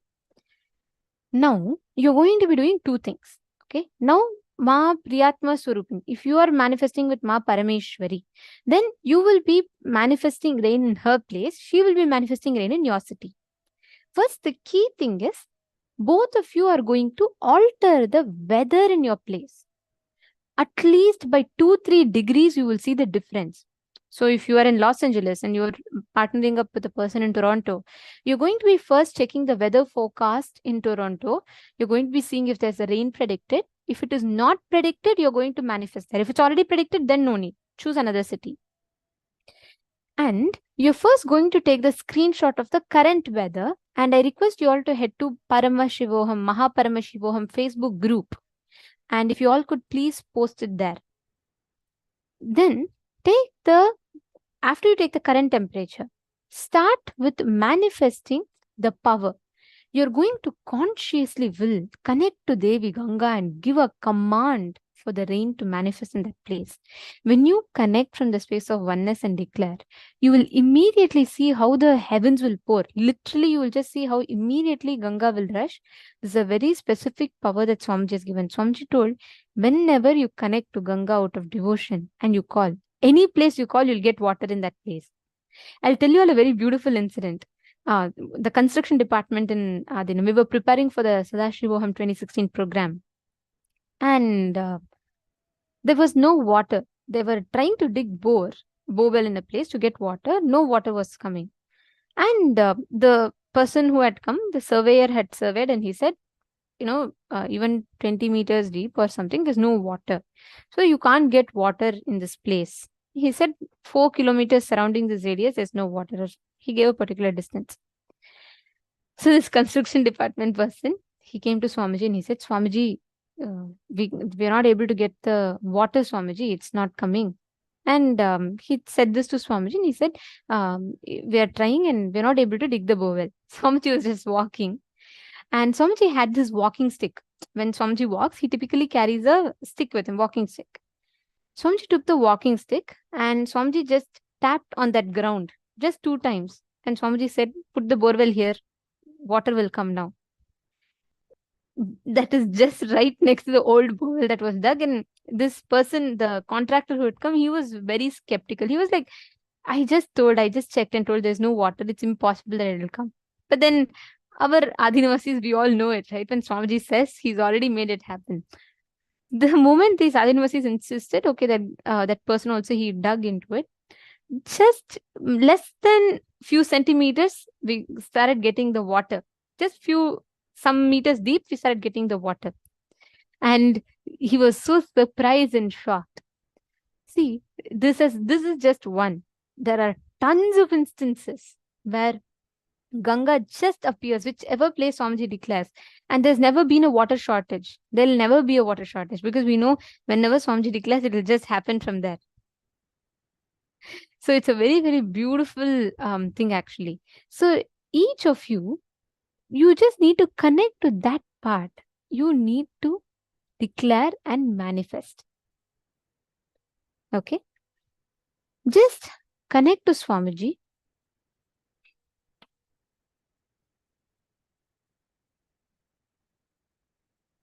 Chant the Mahavakya.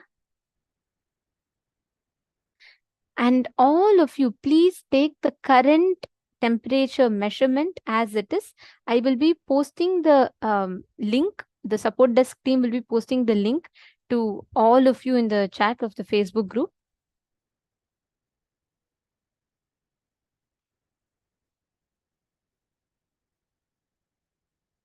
It's facebook.com/Paramashivoham, Paramashivoham.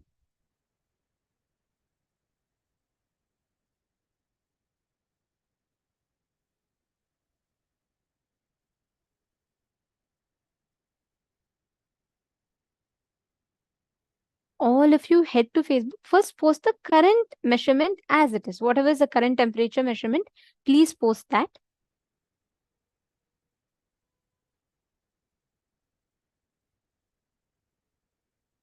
Come on, everyone connect to your partner. Very easily you'll be able to manifest.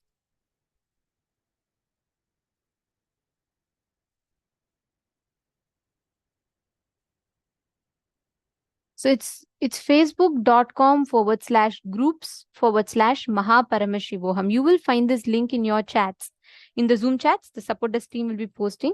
And we request each of you to please head to that group. Facebook group and start with first posting your declaration, posting the current weather in each of those with the screenshot in the Facebook page. Can I request everyone to start with that?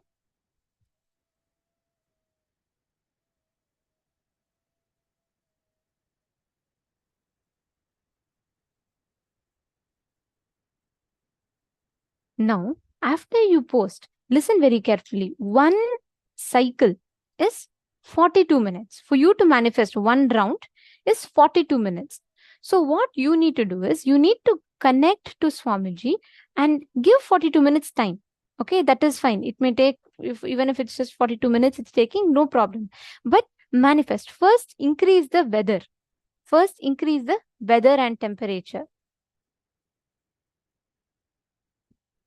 And after that, you can start declaring and bringing rain in those places.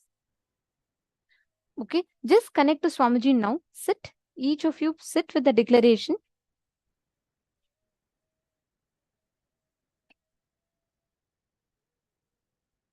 Chant the Mahavakya.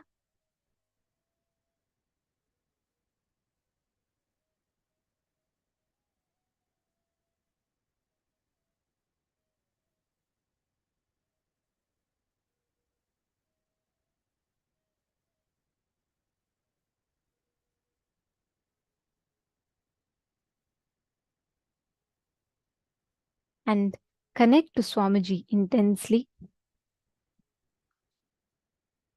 And declare. When you declare with intensity, with will persistence, cosmos will receive that command and you will see that the rain will manifest. Just declare and start. You will see that intense what coolness will happen in your inner space and you will start manifesting this power. Can I request every one of you to post the current screenshot of each of your places? Okay, I see Shane Denizaya has posted. Can I request all of you? We have posted the link in all of your chats and we request each of you to please head to that link and post the current picture of the current weather in the Facebook.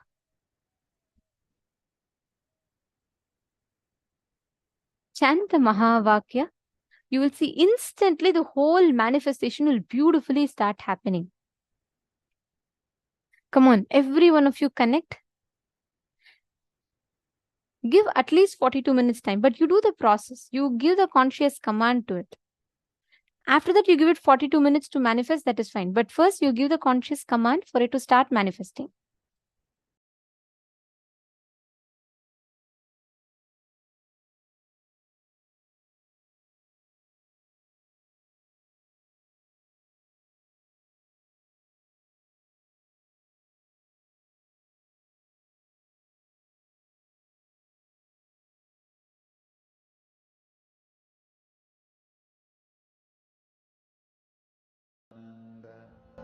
Paramashivoham. Om Nithyananda. Paramashivoham. Om Nithyananda.